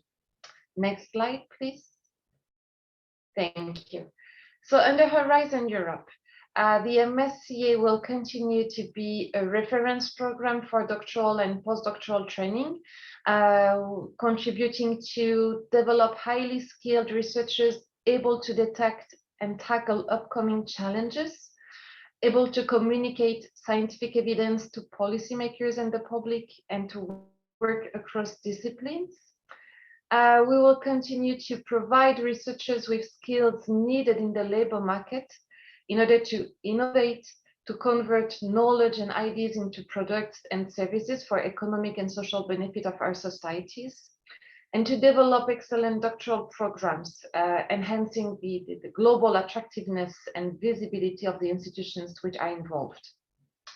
In terms of budget, under Horizon Europe, the MSCA will represent 6.6 billion euros. If we can, thank you for the link. If we can move to the next slide, please. About our key features, these are the key principles of the MSCA. So the MSCA supports researchers at any stage of their career with a focus on training, skills, and career development. They promote structuring impact on organizations through, as I said already, as I mentioned already, excellent doctoral and postdoctoral programs and collaborative projects. Which is very important is that the MSCA is a bottom-up program, meaning that it is open to all scientific disciplines. So it means also that we do not organize targeted calls. Proposals are selected on the basis of their excellence, impact, and quality, and efficiency of the implementation. The MSCA support international, cross-sectoral, and interdisciplinary mobility. So as regards international cooperation, the program is open to researchers from all over the world.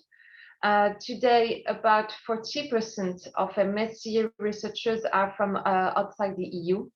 And it was actually the most international program under Horizon 2020, and we really hope it will continue to be the same under Horizon Europe. As regards cross-sectoral and interdisciplinary cooperation, as I said already before, MSCA promotes strong links beyond academia with industry and SMEs. And actually under Horizon Europe, we will introduce some financial incentives. I can go back to that point later on during the question and answers if necessary. Next slide, please.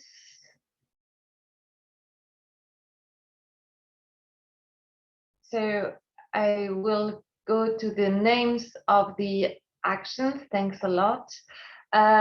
So for you to know, for those who know the actions under Horizon 2020, we have new names, as I said before, under Horizon Europe. So doctoral networks, it's the former Innovative Training Networks, ITN, for you to know. So doctoral networks include joint doctorates and industrial, doctorates. And they are established by consortia of universities, but also research centers, enterprises, and any relevant non-academic partner. Postdoctoral fellowships correspond to the former individual fellowships. So this is for more experienced researchers interested in doing their research in Europe, but also outside. As regards staff exchanges, they support research and innovation staff exchanges. Co-fund is about co-funding doctoral and postdoctoral programs. And as I said before, the MSc and citizens, actually, it's not really an action, it's a coordination and support action. But here it's a bit less relevant for South Africa because it concerns actually only the EU member states and Horizon Europe associated countries. But just for you to know that it concerns public outreach and events such as the European Researchers' Night. I would like to clarify a bit how it goes, how it works for third countries in terms of participation. So if we can move to the next slide, please. I will try to finish soon because I would like to have sufficient time for question and answers for all the speakers and the attendees. So very quickly, organizations from Africa can participate as associated partners to all the actions, so doctoral networks, staff exchanges, postdoctoral fellowships, and co-funds. They can be beneficiaries for the doctoral networks only. So what is the difference between being a beneficiary and being an associated partner? Being beneficiary means that you sign the grant agreement, you have a minimum number of and geographical requirements. So there are some requirements of yours to fulfill, and you can receive the funding directly. Being associated partner means that you contribute to the action, and you have to prove that you really actively contribute to the action, but you do not receive directly the funding. It goes through the beneficiaries. However, I really would like to stress, and actually we can see that through the figures of the participations of South Africa in the Msca, that being an associated partner is still interesting. It has also even some, let's say, advantages, because if I summarize, it represents actually lighter processes in terms of validation requirements, in terms of auditing, in terms of signatures of agreements. Again, being associated partner means still to be active in the action as such. If I go to the next slide, here you have the opportunities for researchers, for individuals from Africa. Yes, great, thank you. Here again, they can participate in all these main actions: doctoral networks, staff exchanges, postdoctoral fellowships, and co-funds.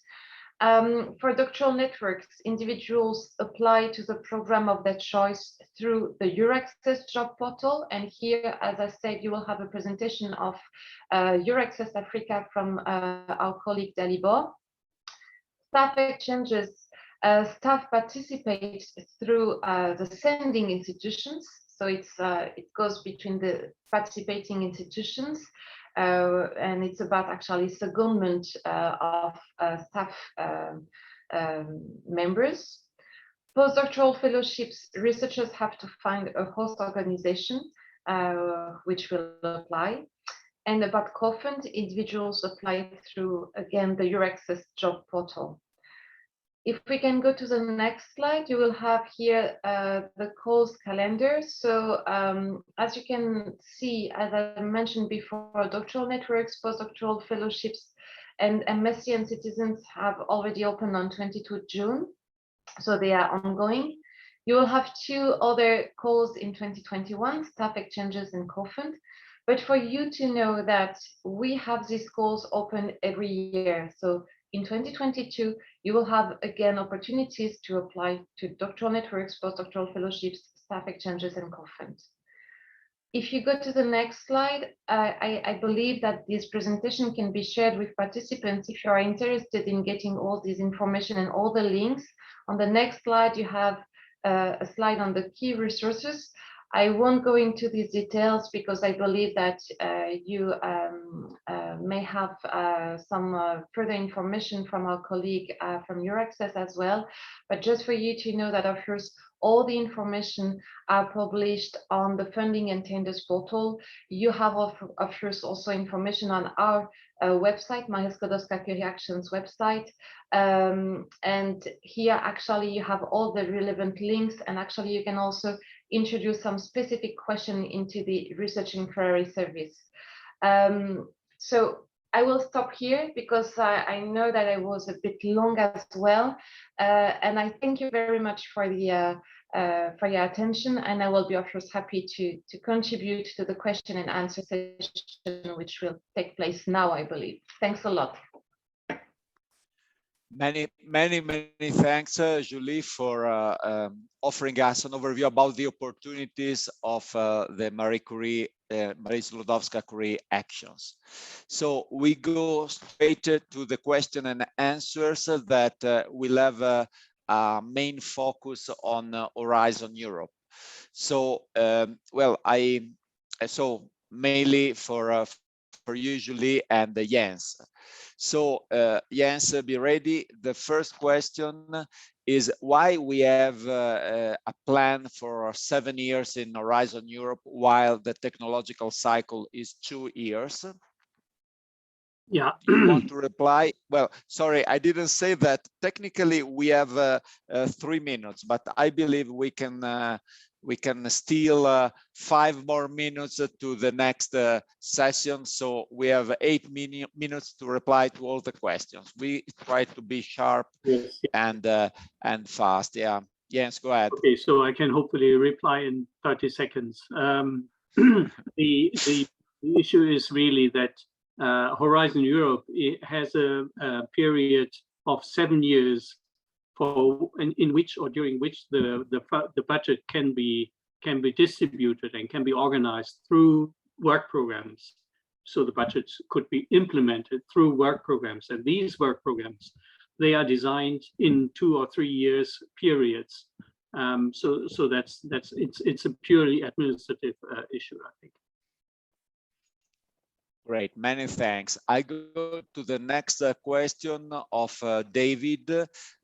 Some of us are very keen to participate and contribute our respective expertise, but might need assistance to identify suitable collaborators, EU-based. Are there any resources available to assist with this? And Vinny offered to answer. Vinny. Maybe just from the South African perspective, and then Jens could also add.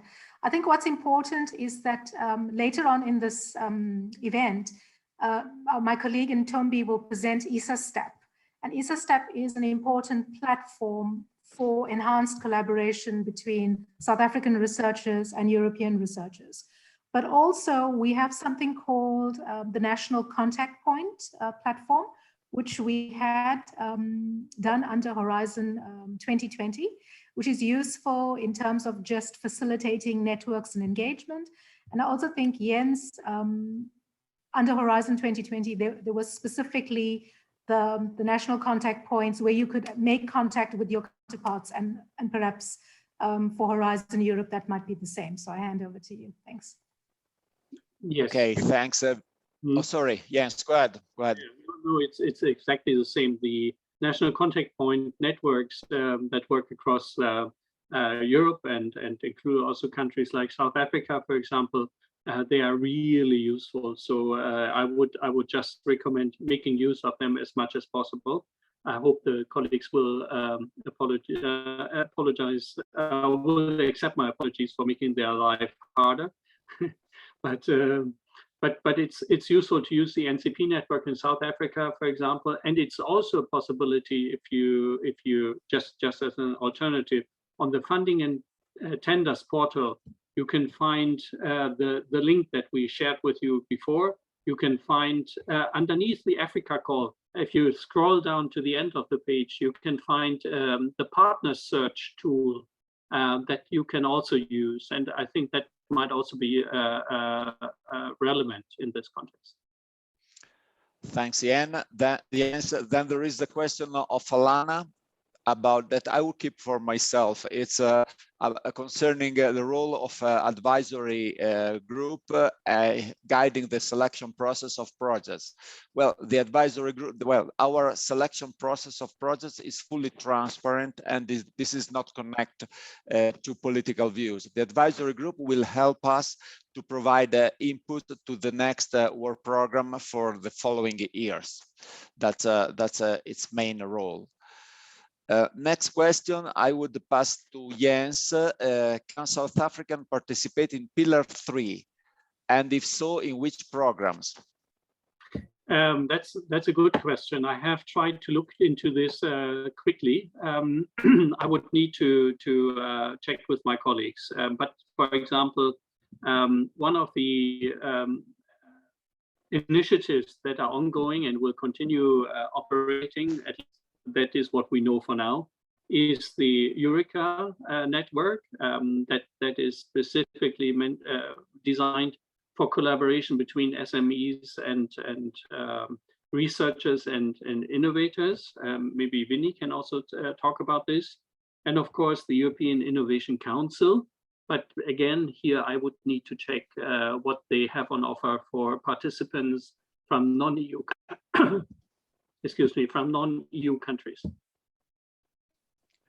Okay, thanks. Vinny, do you want to add something?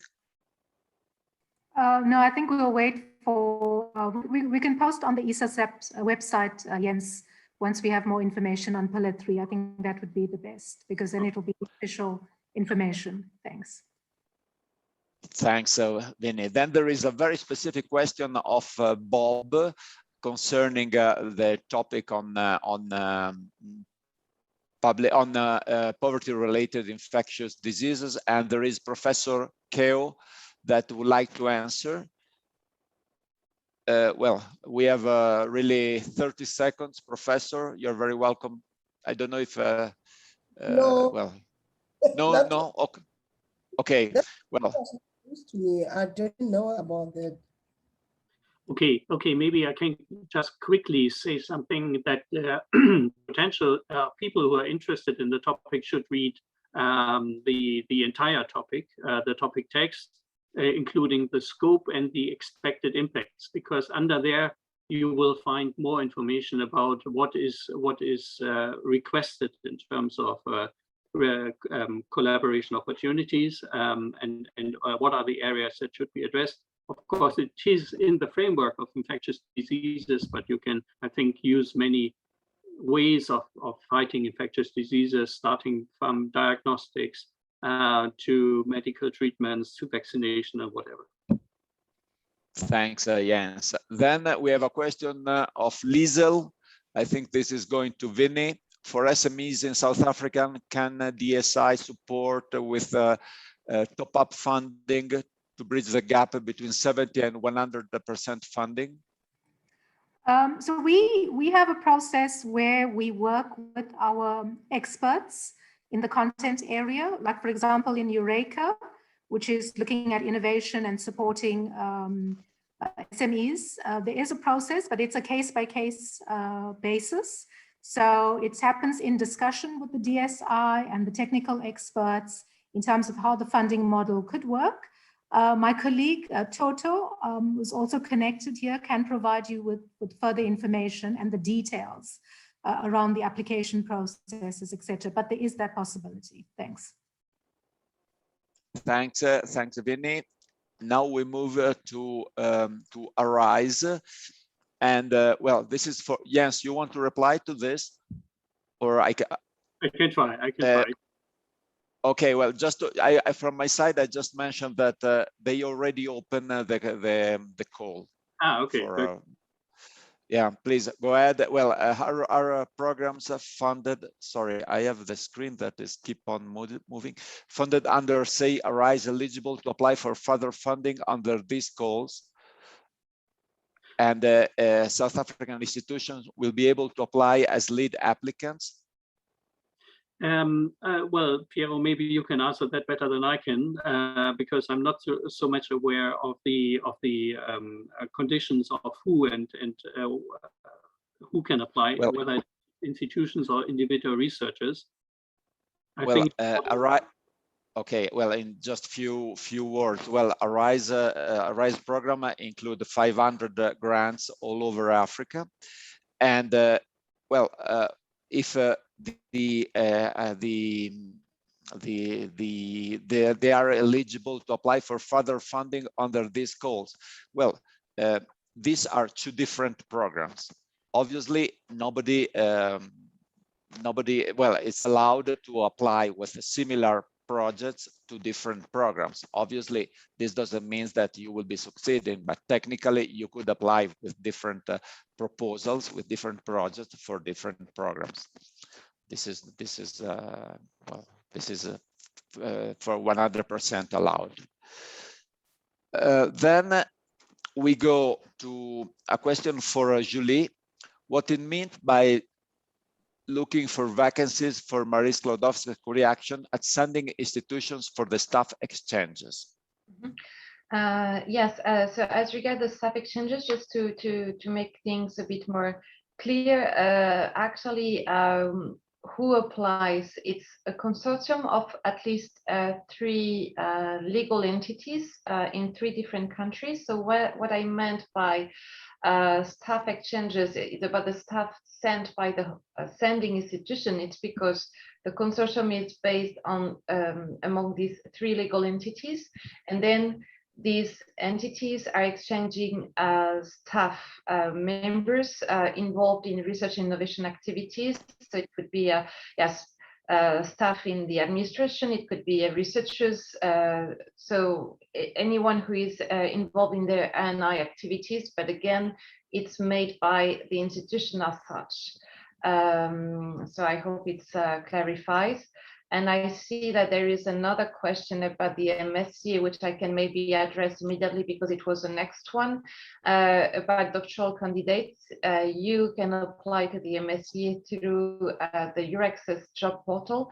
And I will be very quick because I know that there will be this presentation on Euraccess. So I believe that my colleague will be able to develop a bit further this answer. So I stop here not to take too much time. But Dalibor will more, I think. Thanks. Then we have a question from Busisva, but I think it's already answered. And then, well, two more. Di Cabo, this is a very important presentation. Are you able to organize these talks in other countries? Well, Di Cabo, we already organized this call for this events for Francophone, Lusophone, and Anglophone Africa. This week we had all week long events.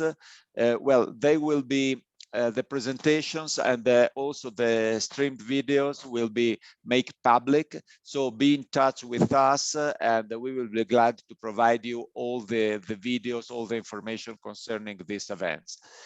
Okay, please give some feedback on UK eligibility for participation. Jens, do you want to do it or it's up to you? You go for it. Sorry, the question was about eligibility of UK partners with reference to Brexit, if they are eligible for these calls. Well, in principle, they are always eligible. It doesn't matter from which country they are coming. The question, if it refers to the funding, of course, so eligibility for receiving EU funding, then at the moment, I think, if I understood correctly, they are eligible. But it depends on whether they will, the UK for the future will sign an association agreement, which is still in a negotiation. Yeah, well, if I can add it, they are in a situation of pre-association, so there is an agreement that they are eligible for funding and they will be funded by us, expecting it to be UK full associated to the program. Yeah. And then, okay, well, here the questions are like mushrooms. They are growing up more and more. It's can Horizon and DSI fund South Africa SOE, maybe a center of excellence with telecommunications and socioeconomic responsibility? I don't know what is SOE. Maybe Vinny, you can. I'm just wondering whether SOE is referring to state-owned entities. Okay. I suspect in this context, but I could be mistaken.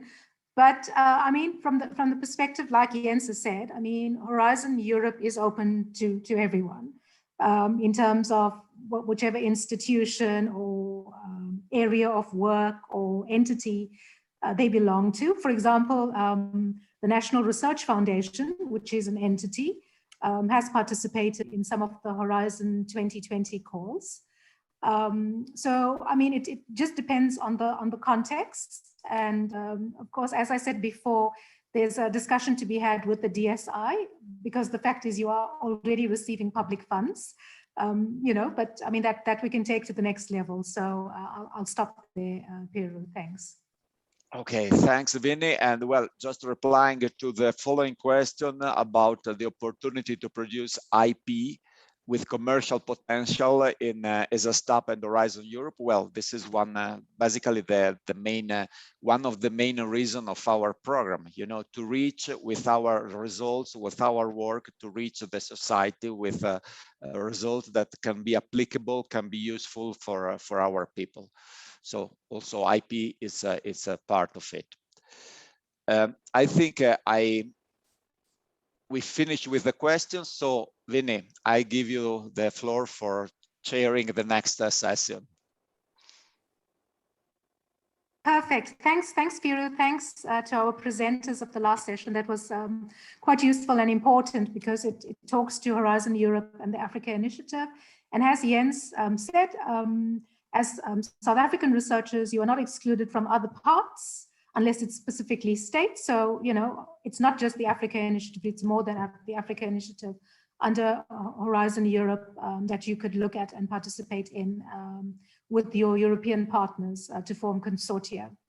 So the next segment of this program is basically, we've seen some comments and questions around networking, how do I find partners in Europe, etc. And we thought it would be quite useful to have some perspectives and experiences of South African researchers in terms of how they network, how they got into consortia, you know, what were the highlights, what were the success factors, what could have been some of the challenges, etc. Just to go quickly through their particular experiences in working through some of the projects that they have been involved, but specifically, you know, just to touch on the experiences.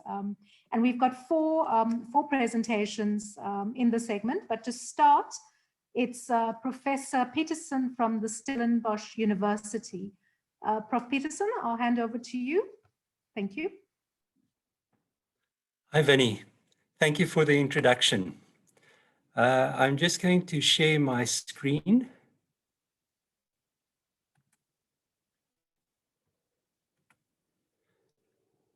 Is it available, Vinny? Yes, we can see it. Thanks. Thank you. Thanks to you and the organizers for inviting me to give this presentation. I extend an invitation to all the researchers out there who intend following this program to contact me around any of the practicalities on the ground for getting this. This project arose as a part of the Msca program, the recent Research and Innovation Staff Exchange component. And it was in response to the MSCA RISE 2016 call. And the project itself was called VIR-free, which was for virus-free fruit nurseries. Now, as a researcher, the temptation is going to be for me to get really technical, but I'm going to resist that. So the technical component of my talk will be relatively light. So the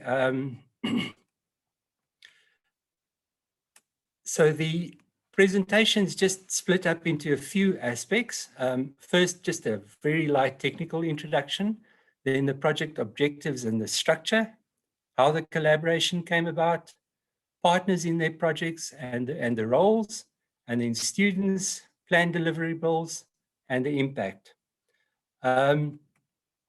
The project started while I was at the University of Pretoria and was able to follow me once I changed universities and came down to University of Stellenbosch.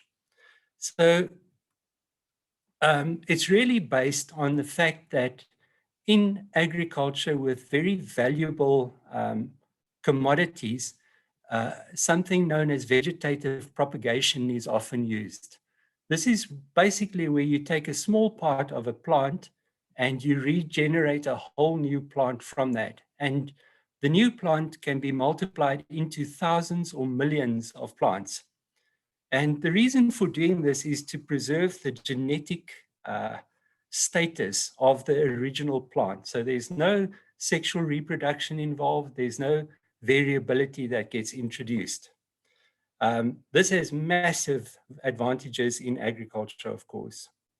It also has a disadvantage, and that is that the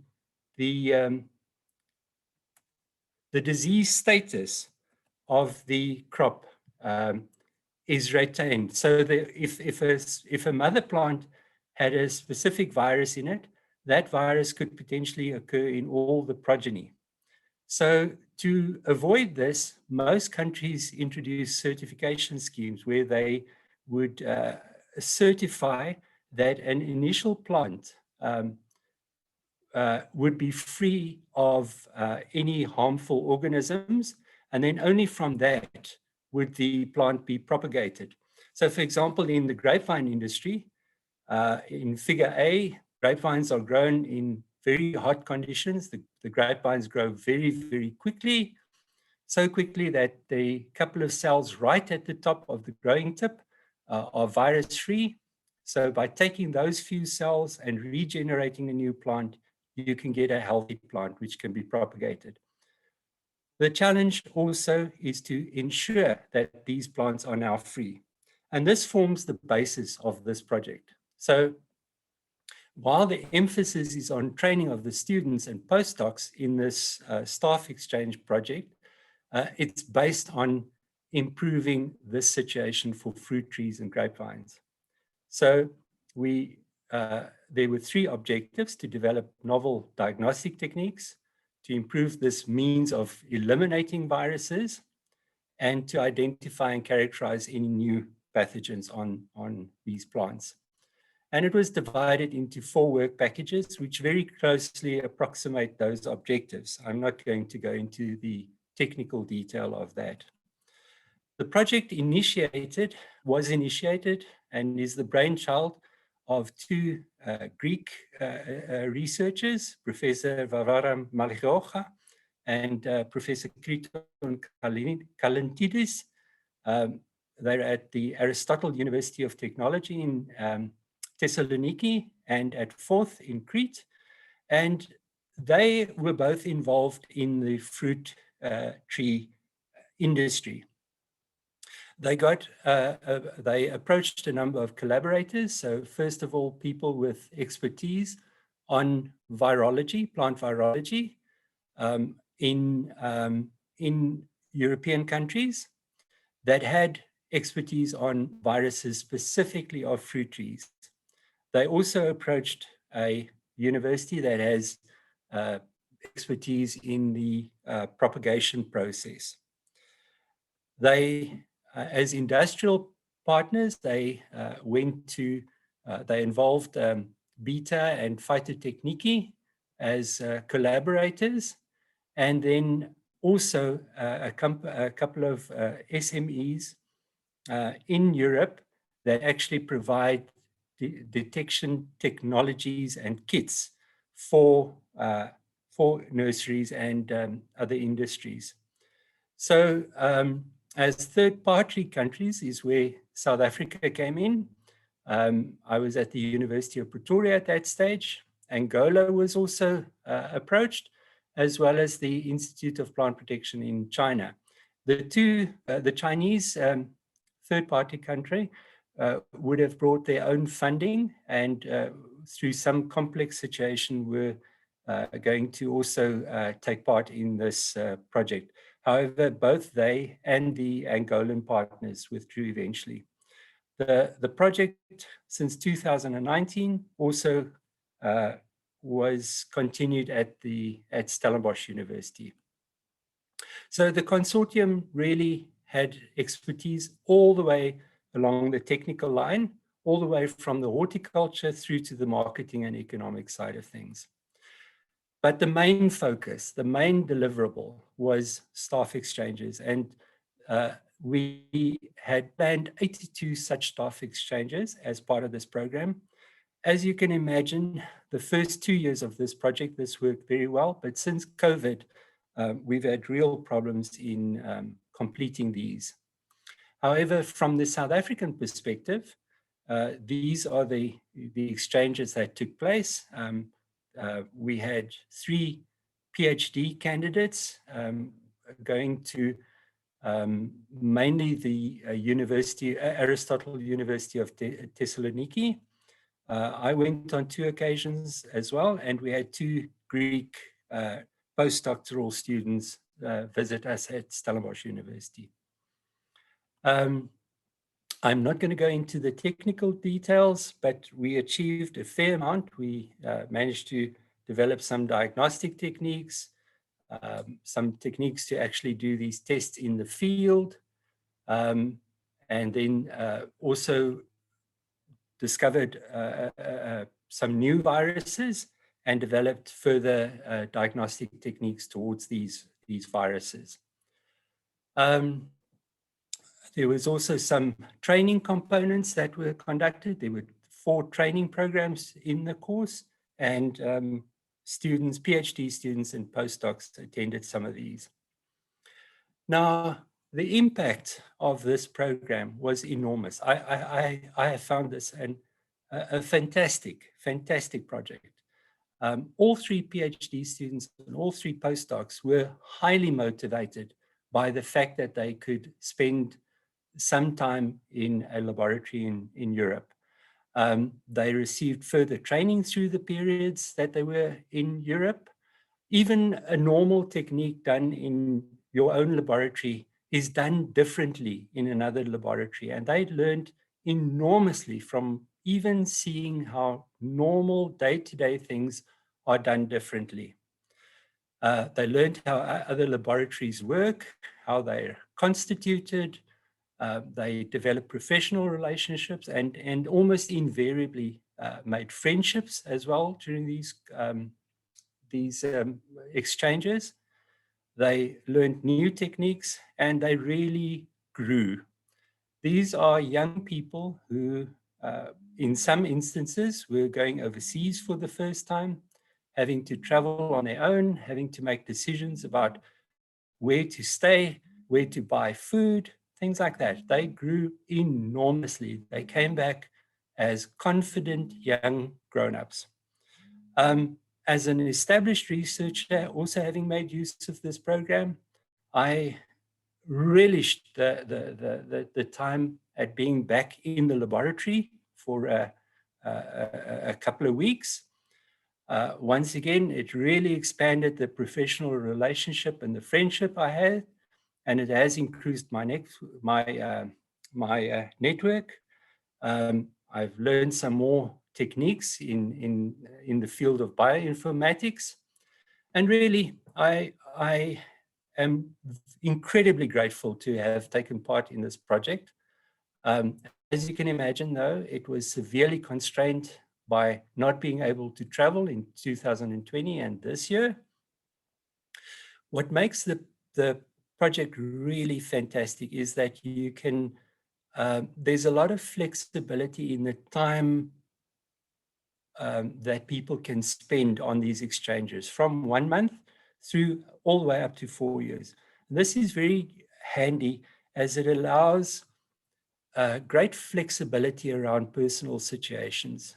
People are, students at that age are starting to get married, they're starting to get in serious relationships, they don't want to go away from home for too long sometimes. Sometimes they want to go away for longer periods. I found the consortium exceptionally well crafted. It brought together all the people that were required for the technical success of the project. We found the funds to go to Europe were sufficient if one stayed relatively cheaply and looked after the finances. It certainly is more cost effective to do these exchanges for longer periods of time, as the air ticket takes up a fair chunk of the amount. I found the internal administration for each exchange was not completely insignificant, but if you've done it once or twice, it becomes really easy to do that. So all in all, a wonderful program, and I would be more than willing to help any new researcher in South Africa who wants to take part in this program. Thank you, Vinnie. Thanks, Prof. Peterson, for that informative presentation. I mean, you've come back with 3 PhDs and 3 postdocs who you say have been highly motivated, and I think that's quite important from the perspective of South Africa. Internationalization of science is key for us to grow our national system of innovation, and I think this helps as well. We are a bit tight on time, so I'm going to move swiftly along.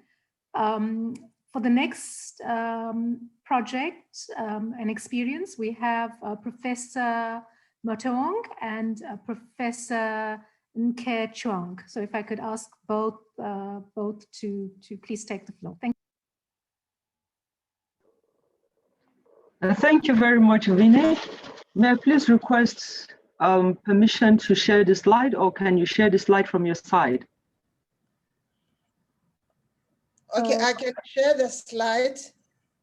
Okay, thank you. Vinny? Go ahead, yes. Go ahead, Prof. Can you see my slide? Not yet. But this morning they were seeing the slides, you know. Okay, we can see it now. Thank you. Okay. Prof, are they on the slide mode? No. Please place it on slideshow.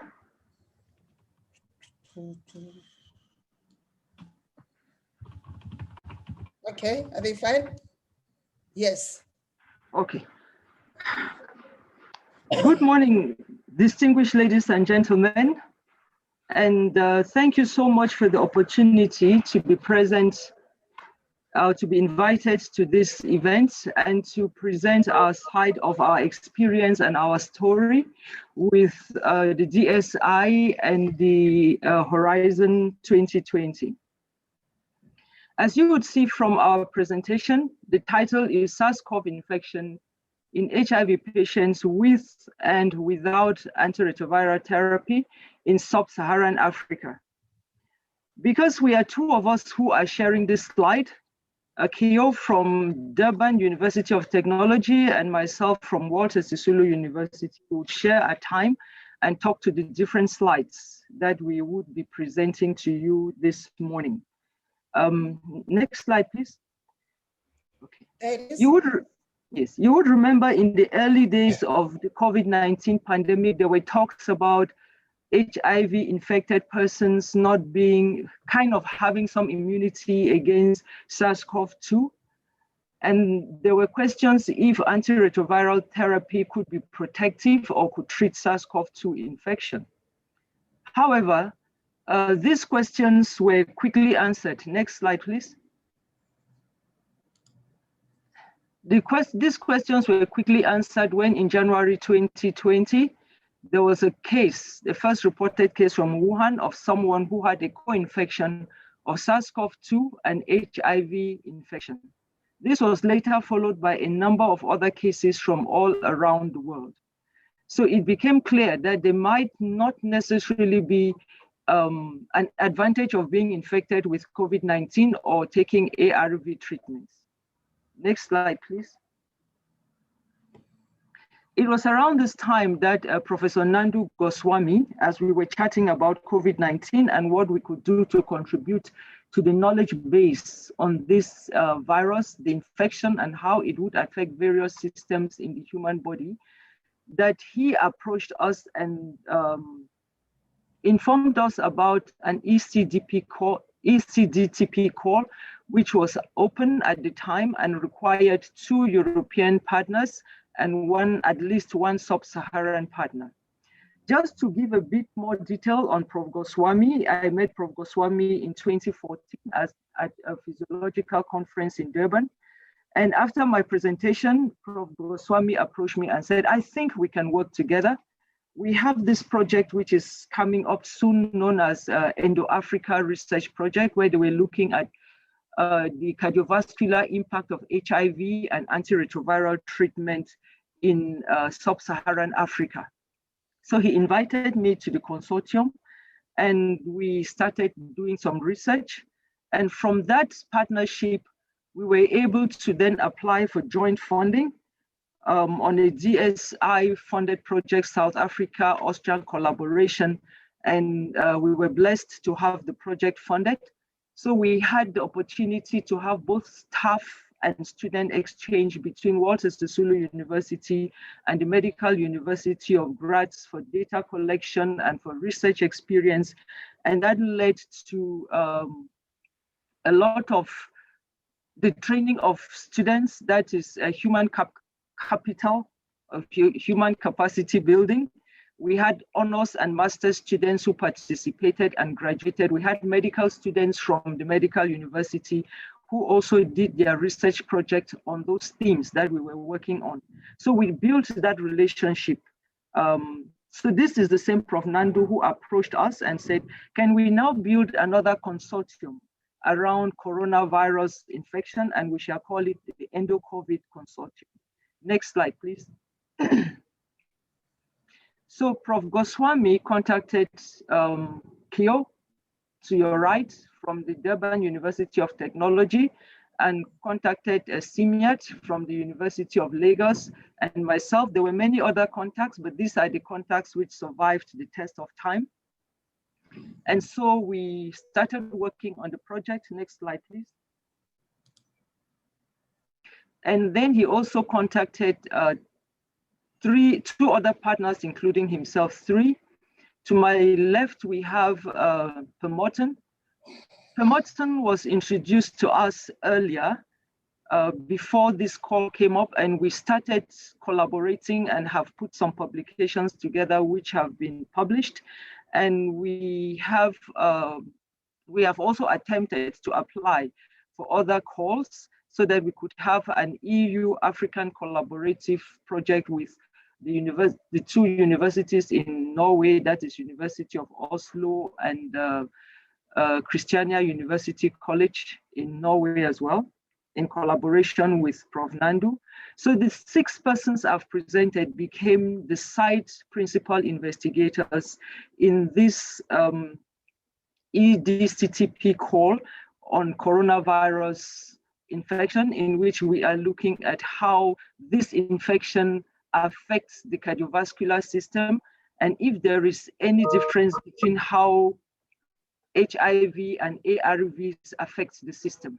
So that is a project, and these are the principal investigators, and we had other members who were called on board to support the various phases of the project, because we would have, we needed statisticians, we needed molecular biologists, HIV specialists, virologists, and so on.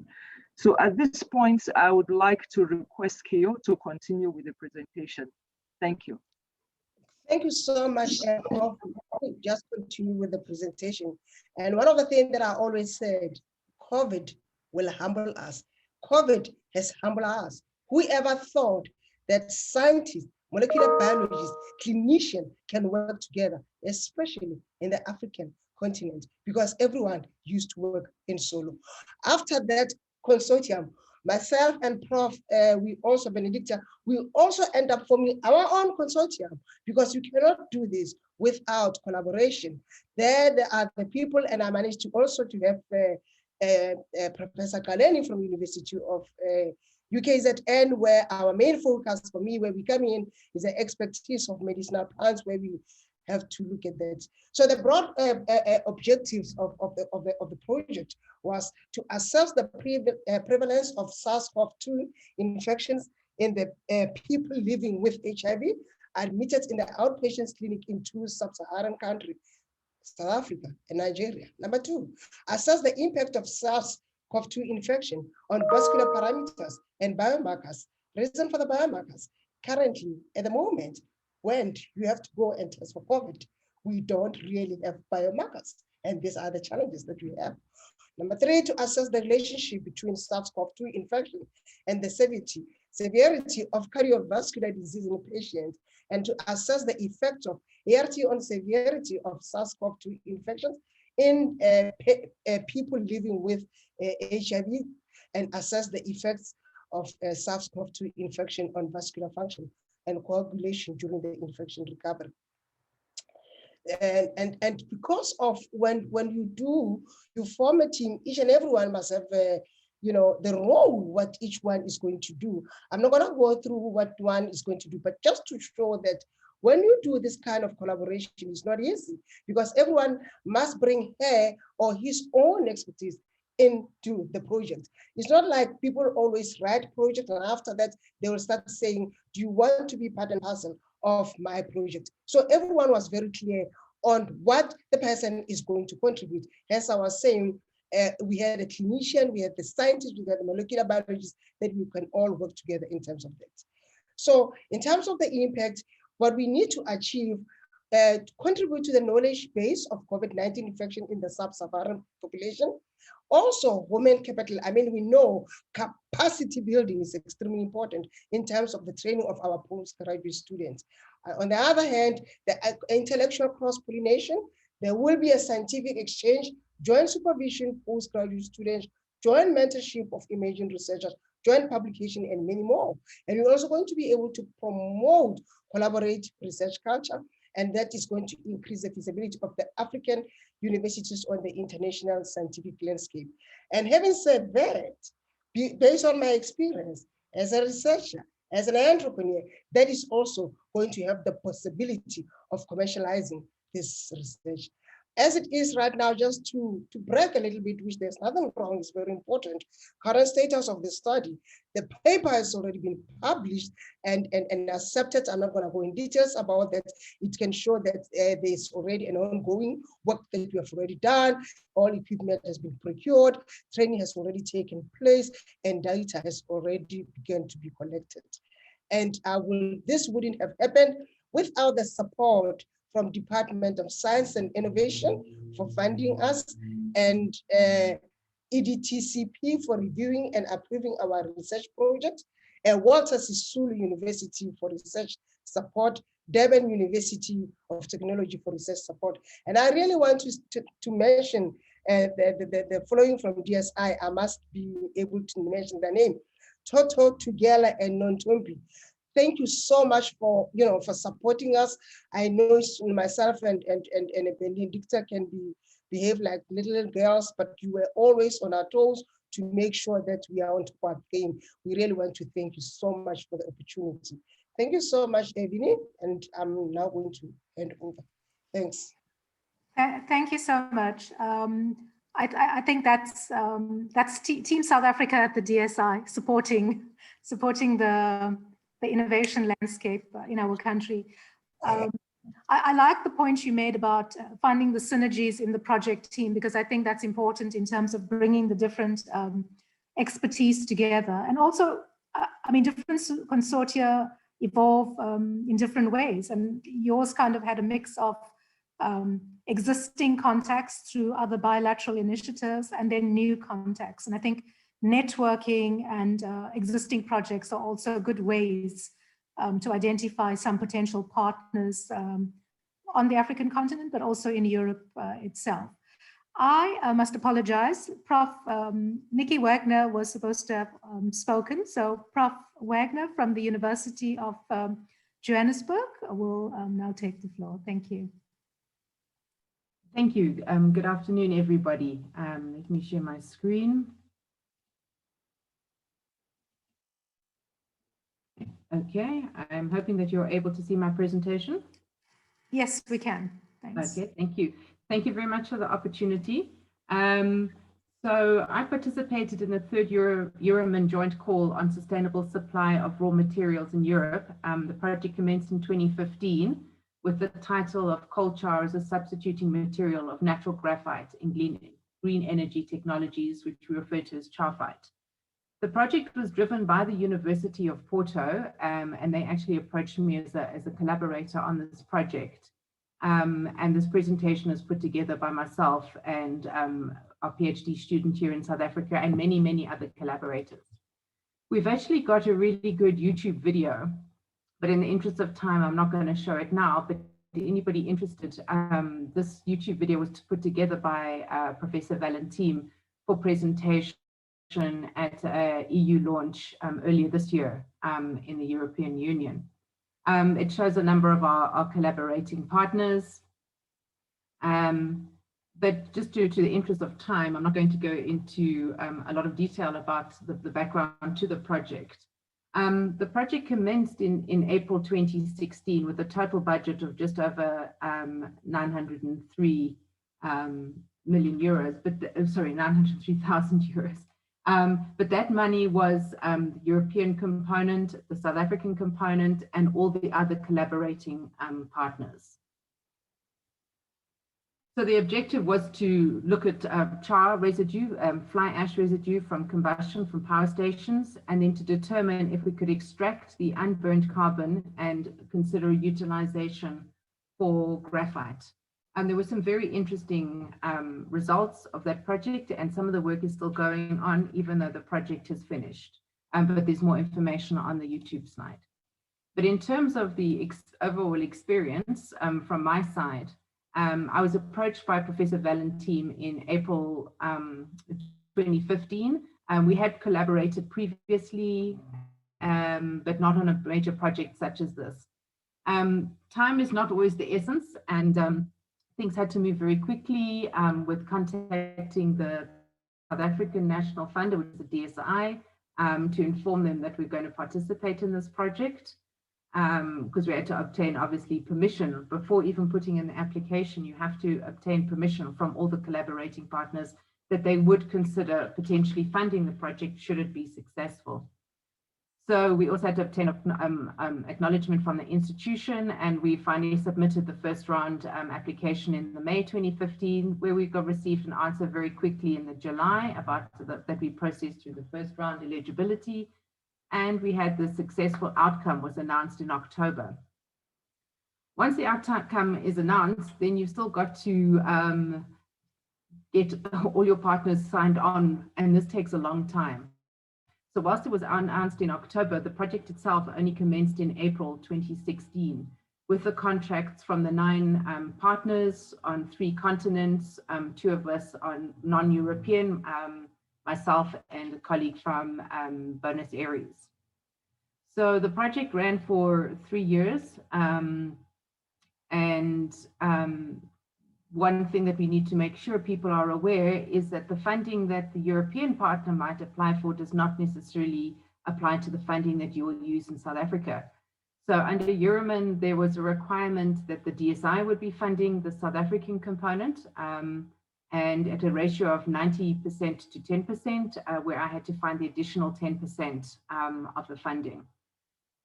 We sourced a PhD candidate, and at the same time, we're putting in the application to the DSI to confirm the DSI component of the funding model. So all the national partners, all the international partners had to go through the same process with their national funding foundation, the national funder. So just to bear that in mind, this does take a little bit of time, but we are able to get the project running, and we had a great PhD candidate in South Africa. Each of the European partners had their own researchers, other PhD candidates allocated to the project within that particular region. So the learnings were great, as everybody said. To participate in these large international consortium projects are just fantastic. So the opportunity to work with the international team, opportunities to travel. We were able to visit the 1 or 2 of the consortium countries for our annual progress meetings. And the PhD student had some exchanges in Romania. And the PhD student is actually now a postdoc at the University of Porto, carrying on other aspects of the project, even though this main Euromin project has completed. So there's always the eternal continuing growth for research and journal exposure, and the opportunity to present results at international conferences with international consortiums. What I do recommend is that you need to be very clear about the roles and responsibilities. I think the previous speaker also alluded to this. You have your work packages, and it must be that it's clear who is the lead in those work packages, and that everybody does take the responsibility for that particular component.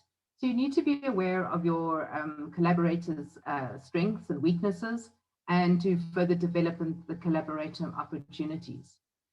So the direct benefit in terms of South Africa was that we had successful PhD candidate, international presentations already produced, and further publications still on the pipeline.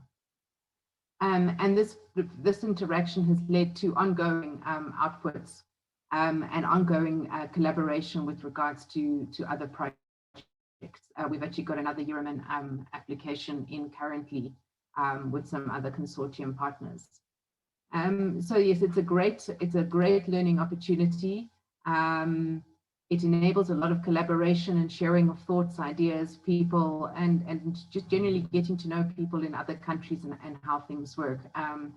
So I'm going to stop there. Oh, sorry, there was one tip. This is a slide that came out of the YouTube presentation to make sure that it is easy to find those partners. There are find partners opportunities on most of these call applications where you can register your speciality or your project and say that you're seeking partners in that particular area. Thank you very much. Thanks, Prof. I think the key point for many that are not experienced in working under any of the framework programs is the timeline and the duration. So it's not a process that happens in a few weeks from the time the calls are launched to forming the consortia and signing the grant agreement. And I think that's quite key to take into consideration when you're planning and engaging with partners. So it's always useful to be part of the process from the beginning. And I also think the issue of roles and responsibilities, because you have such multi-dimensional partners on different continents working together, working virtually, coming together in some instances, it's important, as you say, that each one is clear about their role and responsibility moving forward. Our next presentation is from Dr. Caroline Leenaerts from HIVA, KU Leuven. Prof, over to you. Yes, I'm trying to share my screen, but somebody else is still sharing, so I cannot start yet. Our technical team, please assist. Okay, maybe it will work now. Okay, can you see my presentation? Yes. Okay, I will try to make it full screen so you can see it. So good morning, everybody. My name is Caroline Leenaerts. I work as a research manager at the University of Leuven in Belgium. So I'm a bit of a strange speaker in this session, but I'm extremely happy to be here with all of you today and to talk a bit about the Horizon 2020 project Untitled that we are coordinating at Leuven, but which also includes the University of Cape Town from South Africa as a partner, and we are very excited to have them on board. So thank you all for all the presentations so far. I already learned a lot. And so the Untangled project actually stands for untangling the impacts of technological transformations, globalization and demographic change to foster shared prosperity in Europe. So it's Horizon 2020 project launched under the call Transformations 18-2020. So really this work program on Europe in a changing world of work, focusing especially on inclusive, innovative and reflective society. So it's rather a project focusing on social sciences and economics. We only started a few months ago, so we are really in the early stages of the project, and we will finish in January of 2024. So still a lot of work to be done. Now on this slide, you can see our consortium. We are 14 partners, but actually 3 are non-EU partners. So we have IPL-CAS from China, Fedesarolo from Colombia, and the University of Cape Town from South Africa, as I mentioned before. We actually thought that it was incredibly important to take on board also non-EU countries, because as you will see on the following slide, actually in the Untangled project, we focus on 3 mega trends. So technology, globalization, and demographic change. And these create opportunities, but also, of course, severe socioeconomic challenges that still need to be understood and addressed. We know that these trends are accelerating and they are predicted to continue doing so, and they create winners and losers, both when we look at companies, when we look at workers. They have an impact on inequality within and between countries, and this also requires, of course, policy responses.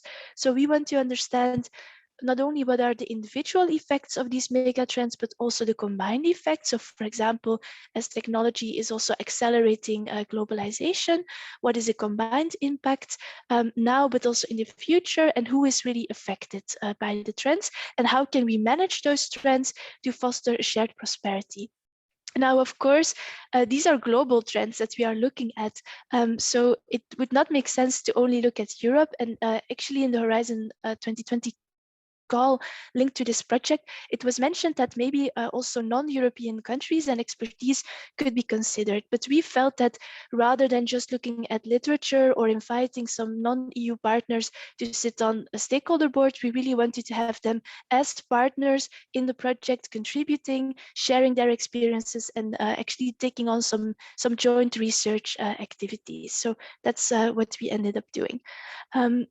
So these are the building blocks. So the trends, as I said, then how will we approach it? So we will look at past impacts at micro, meso, and micro levels. So what happens at the country level and internationally, what happens in regions and sectors, and what really happens at the levels of firms and workers. So we look at different types of outcomes, skills, inequality, but also mobility and migration. As I mentioned now and in the future, so we will be developing some scenarios, and for this, especially the expertise of the non-EU countries is also very relevant. And then we will try to develop some policies to really have this moving forward towards a shared prosperity. How we will do this, so as I said, we are mostly economists and social scientists, so we combine quantitative and qualitative research, which includes interviews, case studies, a survey, but also econometric and statistical analysis, microsimulation, and so on.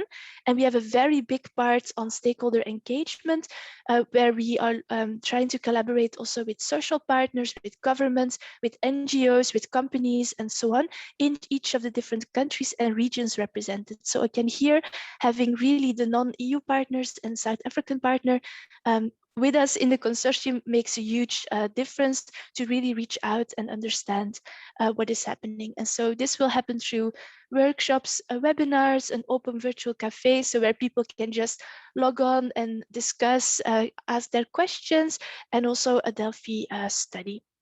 And all of this will contribute to the scenario building. In terms of output, since we are just starting, not much has been published yet, but you will see we will try to write different research papers and reports. Hopefully some of these will also be published in academic journals, but also policy briefs on different topics, as you can see on the right of the slide, and develop infographics and videos. And we will do different types of project events, again, where also the colleagues from South Africa will be contributing and participating. So if you're interested, you're very welcome, of course, to join the workshops or the midterm and the final conference.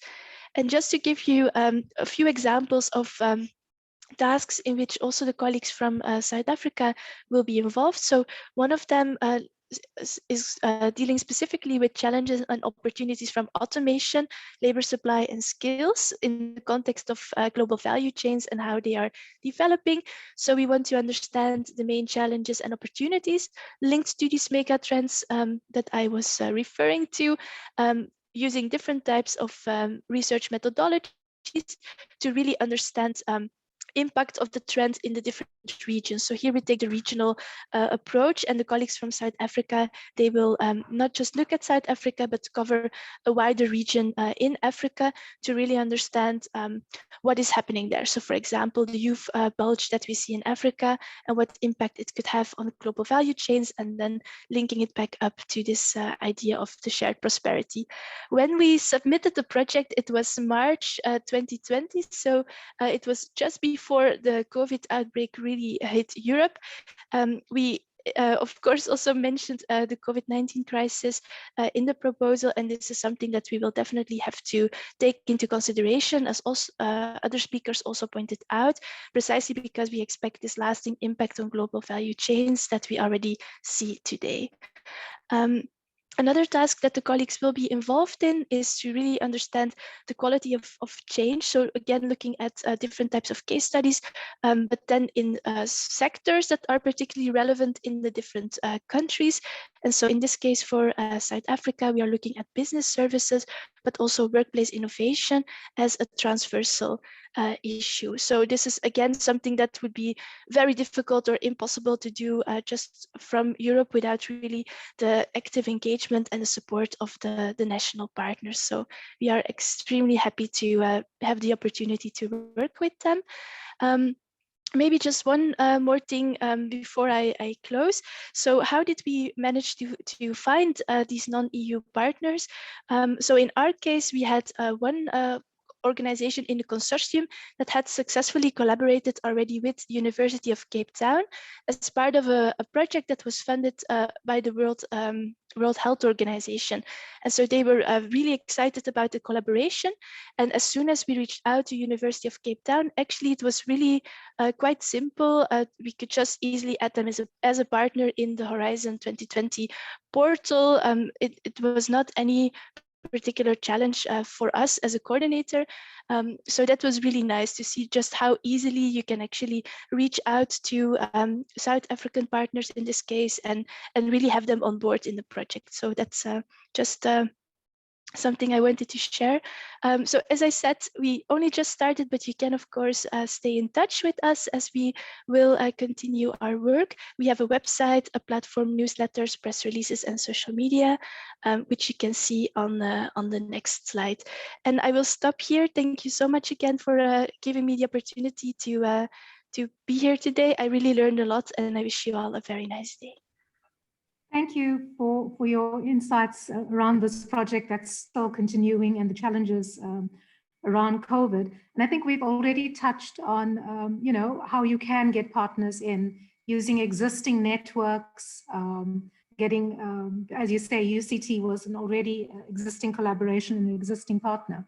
I think also what's useful in this segment that we've looked at the various projects and perspectives, it goes back to the point made in our opening by Dan and Christina and Augustine, is the kind of impact that the research and international collaboration has. And I think some of the elements are being highlighted here as well. So you often kind of think, so where's the impact? We providing these funds, and I think some of these, looking at opportunities for automation, you know, looking at the labor market, looking at automation, looking at the issues of health, etc., are critical current issues that we all face globally. So I think that's important in terms of dealing with societal impacts and how that research filters through the various communication fora. And I think it's quite important, all these webinars and networking engagements that continue to be useful, even within the project consortia, because it brings together experts and widens that base of knowledge. So I will hand over and thank again the speakers for this specific segment, to Piero to moderate the next session. Thank you.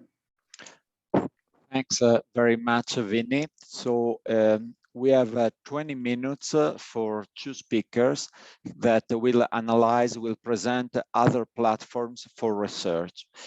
The first one, and for researchers. The first one is Dalibor Drilassa, that is Program Officer of Euroaccess Africa. Dalibor will be followed by Ms. Tombi Mchuba, that is Assistant Director at the DSI for ESASTAP. So without any other hesitation, I will pass the floor to Dalibor. Dalibor, please go ahead. Thanks, Piero. Good afternoon to everyone. I hope you are not too tired to listen to these two presentations that are left for today's agenda. So warm regards. My name is Dalibor, and as Piero said, I'm the program manager for Africa, appointed at the beginning of this year. So this is very recent initiative, and we hope that it is going to live in the years that are coming. Today, I have the honor to present to you the Euroaccess Worldwide initiative of European Commission that supports collaboration among the researchers. So what is exactly the Euroaccess Worldwide? Euroaccess Worldwide at the first instance is the part of the wider initiative called Euroaccess. Our task is to provide you with information on services, portals, and tools dedicated to researchers working outside of Europe, that wants to be connected with other European and other researchers who wants to join the forces in research and innovation collaboration. We provide the information on various career and funding opportunities. This is the main task that we have at our scope. More specifically, Your Access Worldwide provides you with a networking platform and possibilities and is a reliable source of information and ideas related to jobs, funding, and hosting opportunities in Europe. As such, we intend to link the talented researchers, in this case from Africa, with the European, helping them to further develop their careers and skills through successful and fruitful international cooperation. Basically, this international cooperation is mostly represented in the Marie Skłodowska-Curie actions. And important for all of you is that our services to researchers are completely free of charge. Your Access Worldwide's mission is to be the go-to place for highly skilled international researchers on the move to Europe, but also for the European researchers to be connected with researchers from other countries and continents. Our mission is to be your first choice of information, advice, and support, providing the first-hand and reliable information on European research and innovation directly from the source. Ambitious researchers and students see Your Access Worldwide as a one-stop shop, helping them to explore and develop their careers. Finally, we seek to be a reference point and unparalleled networking tool fit for the European Union's evolving toolbox of support measures and strengthen research careers. Our efforts are aimed at the deepening of the European research area and its contribution to a stronger, safer, greener, and more resilient and connected Europe. To make these missions possible, we have a team of 16 dedicated country or regional coordinators across the 9 worldwide hubs, with our central management located in Brussels. On this slide, you can see the distribution, the geographical distribution of the regional coordinators. And at the moment, as you can see, I'm the single person working for the Your Access Africa Hub.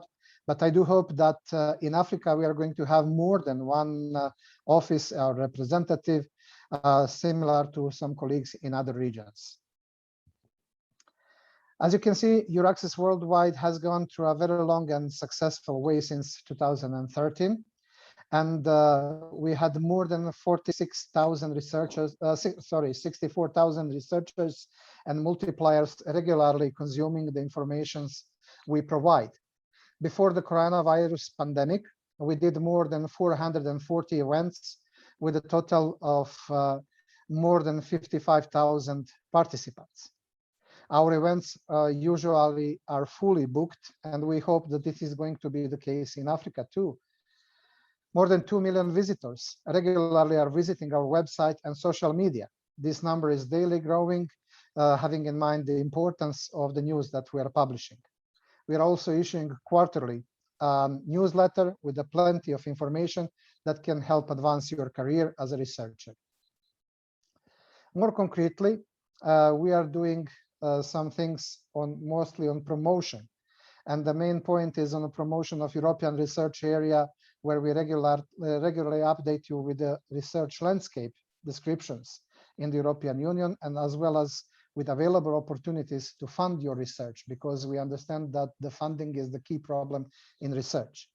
We do promote the objectives, good practices, tools, and benefits of Your Access and the whole network of institutions and individuals connected in.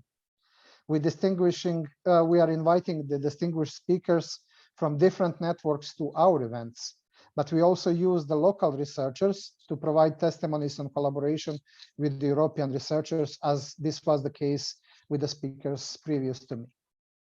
Most important, we do facilitate the connections between researchers and research labs, because usually the main problem is to find the proper and adequate partner or research laboratory to perform your work. So Your Access can help you also in this respect. The tools that we are using to promote our mission and to fulfill our mission is mainly the different communication channels through which we are distributing the messages and the information. Our primary source is our dedicated website for each of the hubs, and we are using the most popular social media in our daily work, including the specific media for the regions, such as Weibo in Southeast Asia. Our regular activities include distribution of flash notes and the quarterly newsletters via email, as I already said. But the most important issue and the most important tool that we are using are our activities related to the organization of info days and workshops.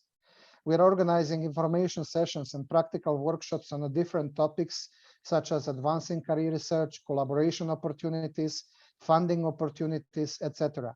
Among other, these are related also to the presentation and the practical workshops on how to prepare the Marie Skłodowska-Curie or European Research Council grant. This is very important for you to know. Usually we like to do it live, so together with you, so that you can ask the questions and clarify all the things. But recently, due to this corona pandemic virus, this become a problem, and we are doing this in the form of webinars like this today. We do hope that soon we will be able to be again live with you, and that these operations are going to be done in normal way. As I already said, this year is the year dedicated to the preparatory activities for the establishment of Euraccess Africa Hub. So it means we are starting with these formalities. This is very exciting job, having in mind that this is going to be the biggest regional hub with more than 50 countries covering. At the moment, the website is functional. Email and social networks on Facebook and LinkedIn are already ongoing. So we are working online at the moment, not at the territory of the continent. The official launch of Euraccess Africa Hub is expected at the beginning of 2022. And the conditions, if the conditions are favorable, we are going to have the office and we'll be in direct contact with the researchers. We will start offering trainings and info days on European research policies and funding opportunities. Our task now is to make the Africa Hub live and to increase the number of people knowing about this initiative on the African continent. Therefore, we are kindly asking you to invite your colleagues and your friends and to recommend us and to help us develop the network and the quality services for African researchers. You can visit our website already and find a lot of information, and you can interact on our social media channels. It is important in this task that we are all active and that we all are contributing to the same goal. So, but even for you personally is most important that you sign up for our quarterly newsletter and flash notes in order to stay up to date with the funding opportunities, with events and all other happenings that are related to the worldwide largest research funding program, which is Horizon Europe. If you want to know more about the Euraccess initiative in Europe and to see country-specific conditions, please visit our central website, where you will find a lot of extremely useful information for the country that you are targeting, especially. You can find also other opportunities for funding, for hosting, and for networking. As Ms. Julie said in her presentation, here you will find the posts for the individual fellowships, interests, and also the posts for the doctoral networks positions, as well as the other information related to research in Europe. So with this, I would not like to take you more time. I would like to thank the organizers for inviting us to present Euraccess Africa to this very precious event. And I would like to thank for your attention to stay this long. And once again, to invite you to join Euraccess Africa Hub and to help researchers develop their careers and create benefits for the whole world. So let's try to do it together. And thanks once again. I will stay at disposal for your questions. Thanks. Back to you, Piero. Thanks a lot, Dalibor. I'm sure a big number of South African scientists, innovators, stakeholders will follow your kind invitation to sign up for Euraccess Africa, our new platform. Now I pass to next speaker, Ms. Tombi Chuba. Tombi, please, you have the floor.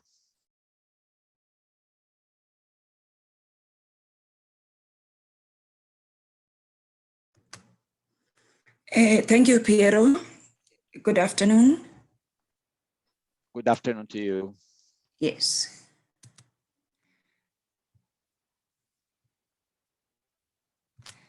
My name is Ntombi Mchuba. I work for the Department of Science and Innovation, South Africa. for the Directorate Strategic Partnerships, which is a team that works researchers and EU researchers. DSI created support instruments to promote the reciprocity of South Africa and Europe, to increase the awareness of South Africa into EU programs. By doing that, then the DSI came up with a website called ESOSTAP website. ESOSTAP means the European, South African and Technology Advancement Program, which was launched during the 6th EU Framework Program to promote, to facilitate and to coordinate research, development and innovation between South Africa and the EU in areas of common interest. ESOSTAP as well is a collaboration initiative between South Africa and the EU that was established during the interactions between South Africa and the EU during the JSTCC that Tugela and Vinny spoke about at length.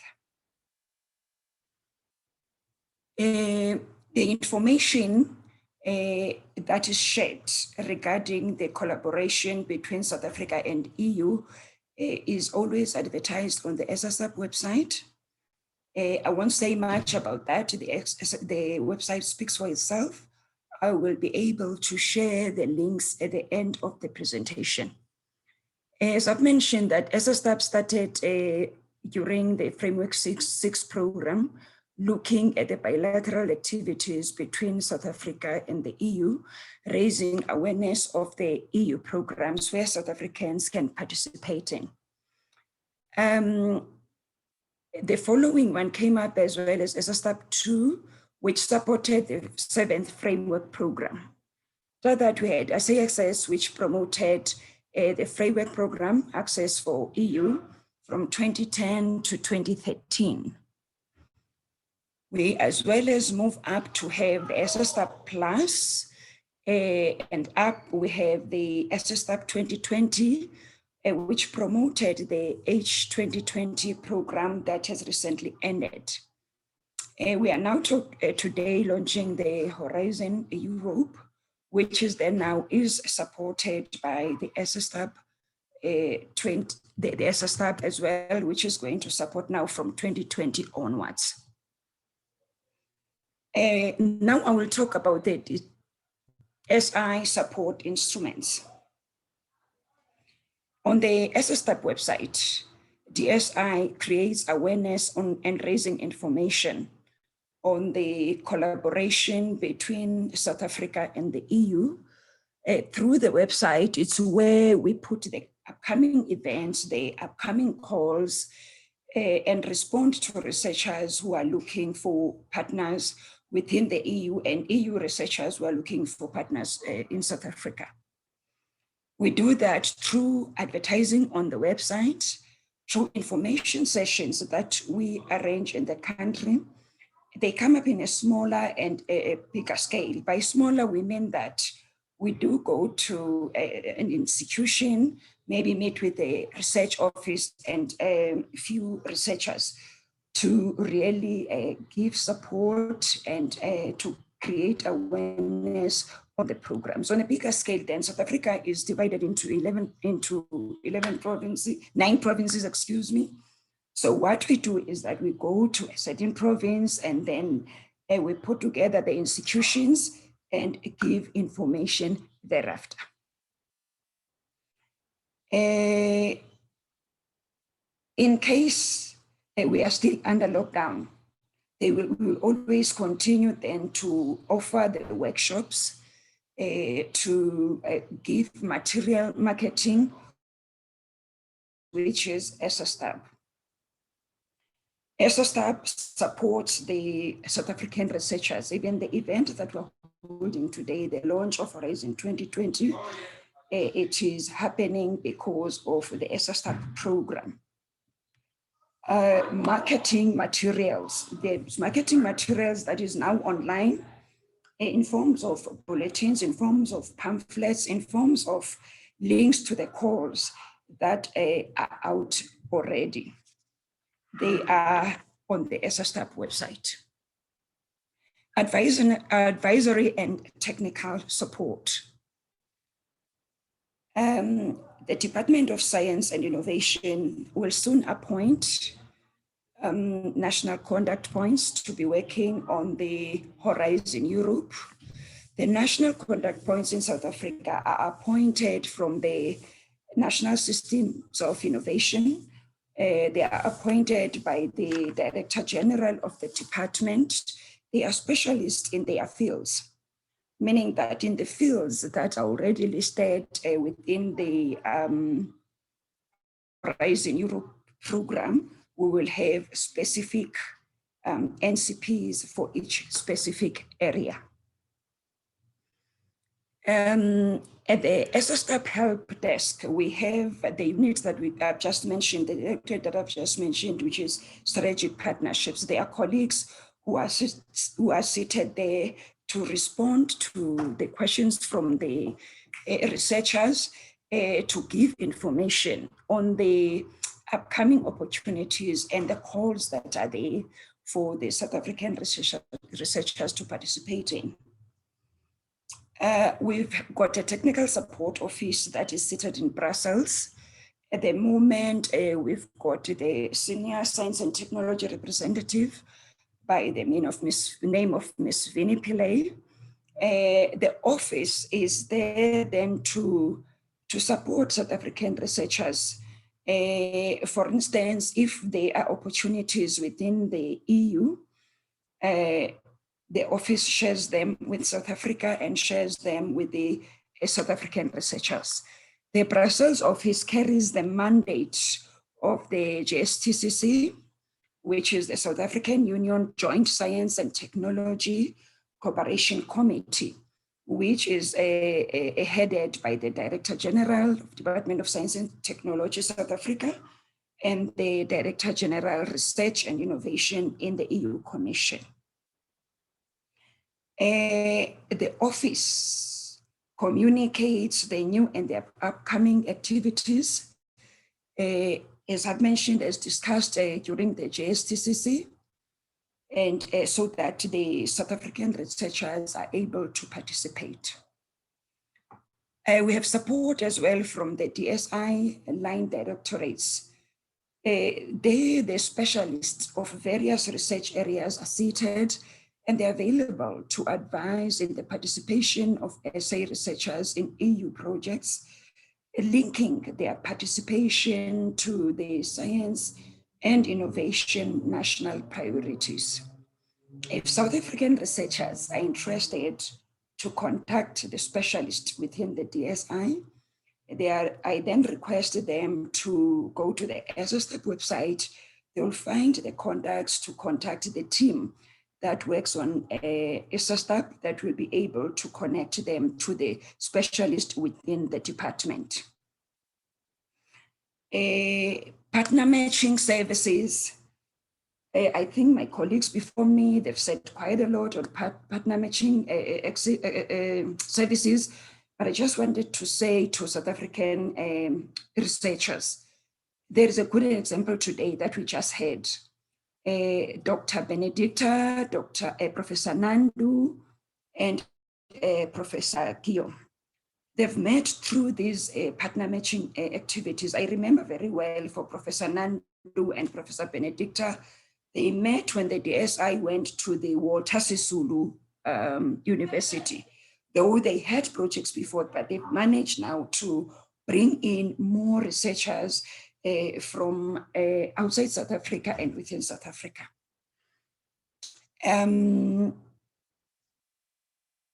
Again, South Africa, for South African researchers, we organize brokerage events where we invite researchers from the EU to come meet with researchers in South Africa, and researchers in South Africa as well are able to travel to the EU. That's where they've got an opportunity to meet partners and to have partner matching as well. We've got a program that is a bottom-up approach, which is an EU program that the DSI participates actively in, which started in the 80s. It is EU funded and its focus is on multidisciplinary cooperation, promotes early stage research and complements the framework program, now the Horizon Europe.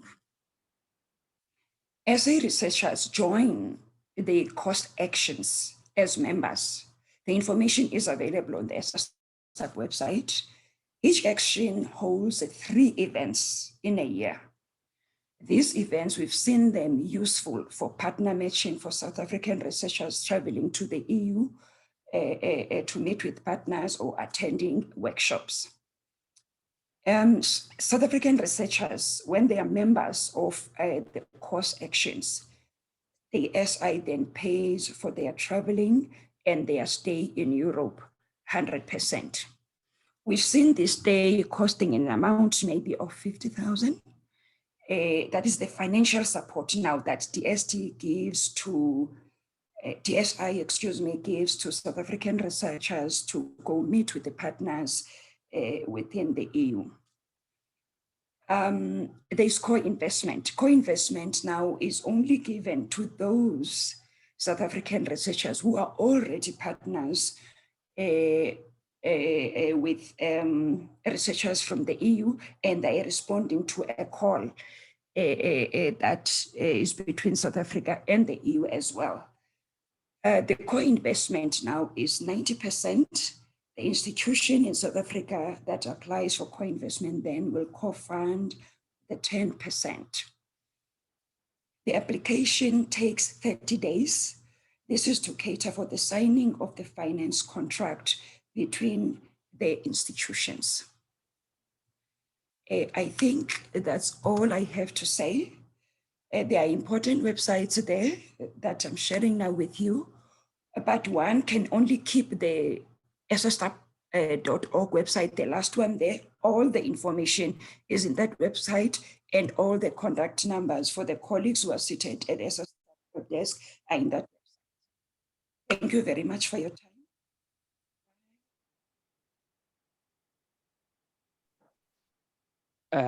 Thanks very much, Ntombi, for your comprehensive speech about Stap. I have to confess I didn't know it. I learned a lot of interesting things about this this platform.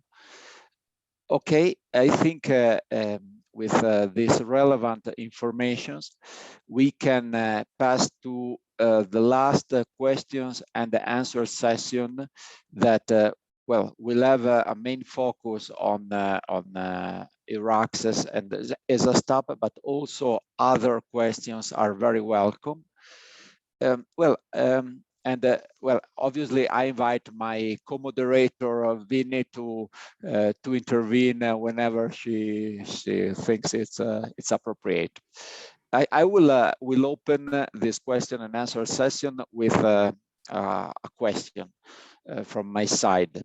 I see there are a lot of synergies about these 2 platforms, more than what I expected, and I'm just making a question to Dalibor and Ntombi. Well, this possible synergy would deserve a little bit more attention. Should we try to work together to see what we can do together and to work in a common path? I would be glad to have your view on this.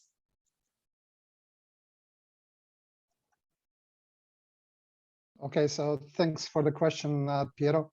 Of course, there is a possibility for the collaboration because Euraccess cannot work without the researchers, and Euraccess is the place where the researchers could find the answers that they are having related to the collaboration with European researchers. So this is some kind of natural connection to have the collaboration between these 2 platforms, because the SSTAP is the organization that is linked also to the government, which is supporting the researchers from the other side. So this is the possibility to combine the funding in order to achieve the objectives of their research. Not to mention also the scientific diaspora, which is very important element, and that we need also to take into consideration.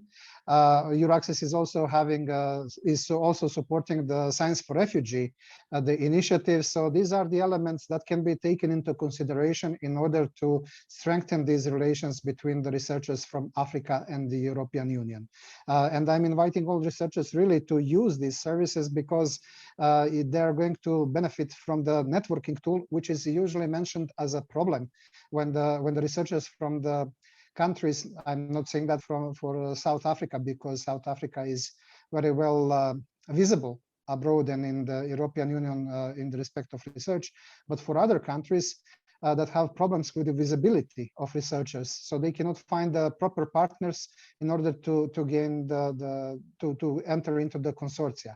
And in Horizon Europe, the competition is really high, and it's going to be higher than in Horizon 2020. So we have to use all the efforts and all the resources that are available in order to achieve the objectives, and that is to improve the science on both of the sides. That's all. Thanks. Tombi, do you have some comment from your side? Thank you, Piero. I just want to make a comment. We've seen SSTAB a program really working for the South African researchers and the African researchers as well.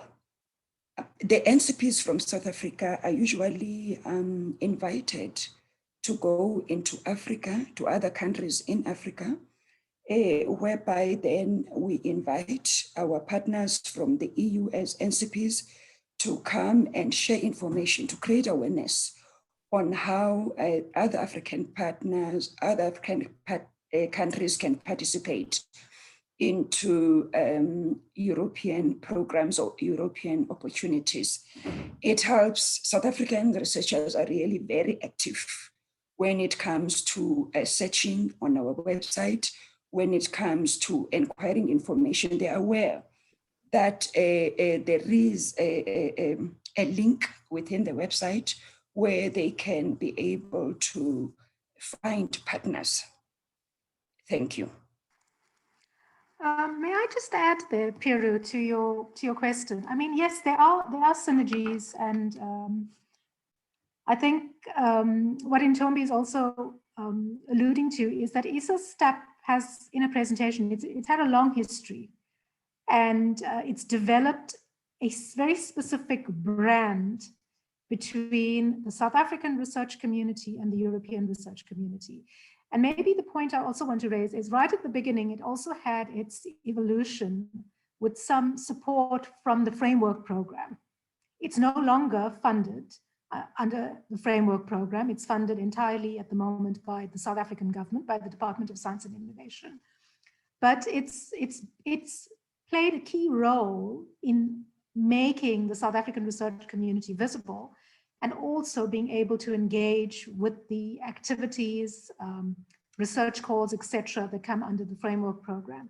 And I think also it serves as an information, not just an informational portal about research calls, but also around information sessions that colleagues have, as Ntombi said, has gone out in the country. So I don't see it being combined to another network.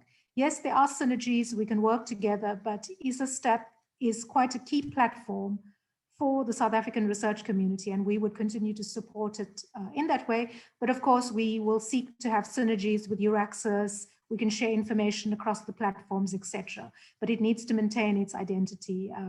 And also, it is identifiable with other countries in Africa as well.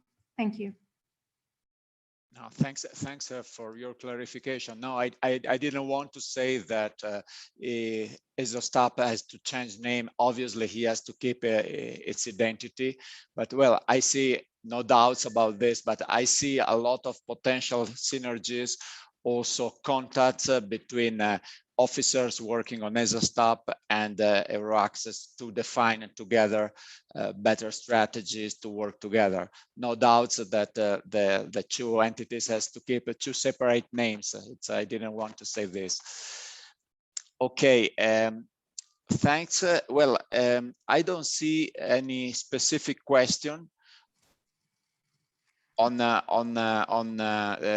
last session. So I would like to ask also to the previous speakers. I see some of them are still connected. If they want to intervene, want to add something to their presentation. I see Jens, Julie, Caroline, and Tugela, Nikki, and Professor Keo. Please, someone want to talk? Very welcome to raise your hand. No, I don't want to raise any particular point. I just want to say again, thank you very much for having organized this event. It was a very useful, very good event. And following the questions, I think we have learned on both sides. That's good. And also wishing good luck to all participants, upcoming participants from South Africa that would hopefully then participate in our framework program and all other related activities that are ongoing and will probably start in the future. So thank you very much, and yeah, good luck. Thanks, Jens. Tugela, you want to mention? Please go ahead. Yes, thank you very much. From my side, I just wanted to thank everyone who stayed with us from the morning until now. And also to mention that we have noted the comments and the suggestions in the chat, them going forward. And if anyone needs to get it, so they can also write to us, we will try and assist. Thanks a lot, Tugela, for your words and clarification. I see Professor Keo, you want to add something? Yes, I can just say, I just want to add one on what the rest of the speakers just said, to thank everyone. And we're really looking forward and looking to this more collaboration. We want to thank everyone who attended. And you are going to see lots and lots of application on your way coming. Thank you so much. We really appreciate it. Thanks. This is obviously also our hope, and I ensure that this will be a dream come true. I don't know if Nikki, Julie, if nobody want to add anything, I will pass the floor. Who is Nikki? Nikki, no, please. Or Julie, sorry. Julie. No, maybe just to add something very quickly. First of all, of course, a huge thank you to the organizers and also to the attendees. I shared the link to our info day, as I said before. So if you want to have more information about the MSCA, each of the actions are detailed there. But of course, we are also available and very happy to further inform. And I just would like to mention maybe as well that we rely also on a huge global network through the Marie Curie Alumni Association, which can be also a very good help for potential applicants or for information or training. So in the presentation I made this morning, there is a link also to the MCAA. So it's just an additional link I wanted to raise. But that's it on my side. And thanks a lot again to all of you. Thank you. Thanks, Julie. I think Professor Nikki. Yes, hi, thank you. Thanks for one last word, and thank you very much to everybody for this opportunity, and particularly to the DSI here in South Africa for providing the opportunities and excellent support for us when we do manage to have successful applications. It's a great department, and there's certainly certainly doing their best to provide the support to the academic research, which we really appreciate. So thank you very much to DSI, and thank you very much to the European Union as well. Thanks to you. Well, if I don't see any other speaker raise his hand, so well, before passing the floor to Vinny for her conclusive remarks, I would like just to thank all of you for this participation. I think it has been amazing. I learned a lot, and I'm sure all the attendees learn also many things from this experience.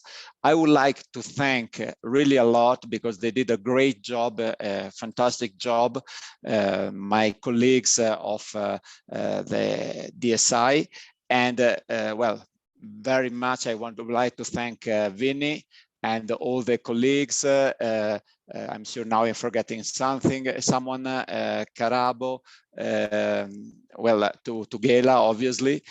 And also, I would like to thank my colleagues of the European Commission for their very interesting and warm participation. Let's say I thank you all. I pass the floor to Vinny. And obviously, thanks a lot to my co-moderator, Vinny, for her fantastic job. As always, we know each other for many years, and I'm always impressed by the quality of Vinny's job. You on mute, Piero. Yeah, because I'm talking too much. I give the floor to you. I see Prof. Nke Chuang has got a hand raised. Prof, do you want to add anything before we close? Yes, thank you so much. I really appreciate this opportunity to have been invited to this platform to learn about all the opportunities that are available to us as researchers in South Africa and in Africa, and the possibilities for collaboration. And I really want to use this opportunity as well to thank the DSI for all the support that we have received to date. And I am really grateful to my babysitters, our babysitters, who are in the DSI. I can't forget Toton, Tombi, Karabo, and all of them. I just want to thank you so much, because you have assisted us to get into research spaces that without this platform, we would not have been able to get to. And our horizons have been broadened through collaboration, especially with NANDU. And now we have partners in Belgium, in Norway, and even in Slovenia. Our horizons have just been broadened. And in Nigeria, in Kenya, it has just been through this initiative by the DSI and the European Union. Thank you so much. Thank you. Before we lose our audience, because I see people are probably heading to lunch. I'm not going to repeat everything, echo the words of my co-chair, also to thank him and thank all the presenters, all the teams from the EU delegation, from DG Research, from the DSI, without mentioning everyone's names. Thank you all. I think the critical thing is now for our research community to go ahead, to look at the calls, to start applying, to make contacts with their counterparts in Europe, and actually make South African participation in Horizon Europe as successful, if not more successful, than what we have been in Horizon 2020. So we look forward to looking at the statistics as the years progress in terms of our work. And yeah, to just say, be safe wherever you are. We've had issues of floods, etc. On the Belgian side, on the South African side, we've had some issues as well, and including COVID globally. So please take care, and we'll see you soon, hopefully in the real world, where ESA-STEP will continue to provide information sessions as Horizon Europe progresses, and as well as on other instruments and possible partnerships that we do have. So with those few words, I thank again my co-chair, Piru, thank you so much, and everyone else. Take care and goodbye from us. Bye. Bye-bye. Bye. Bye. Bye. Bye-bye. Goodbye.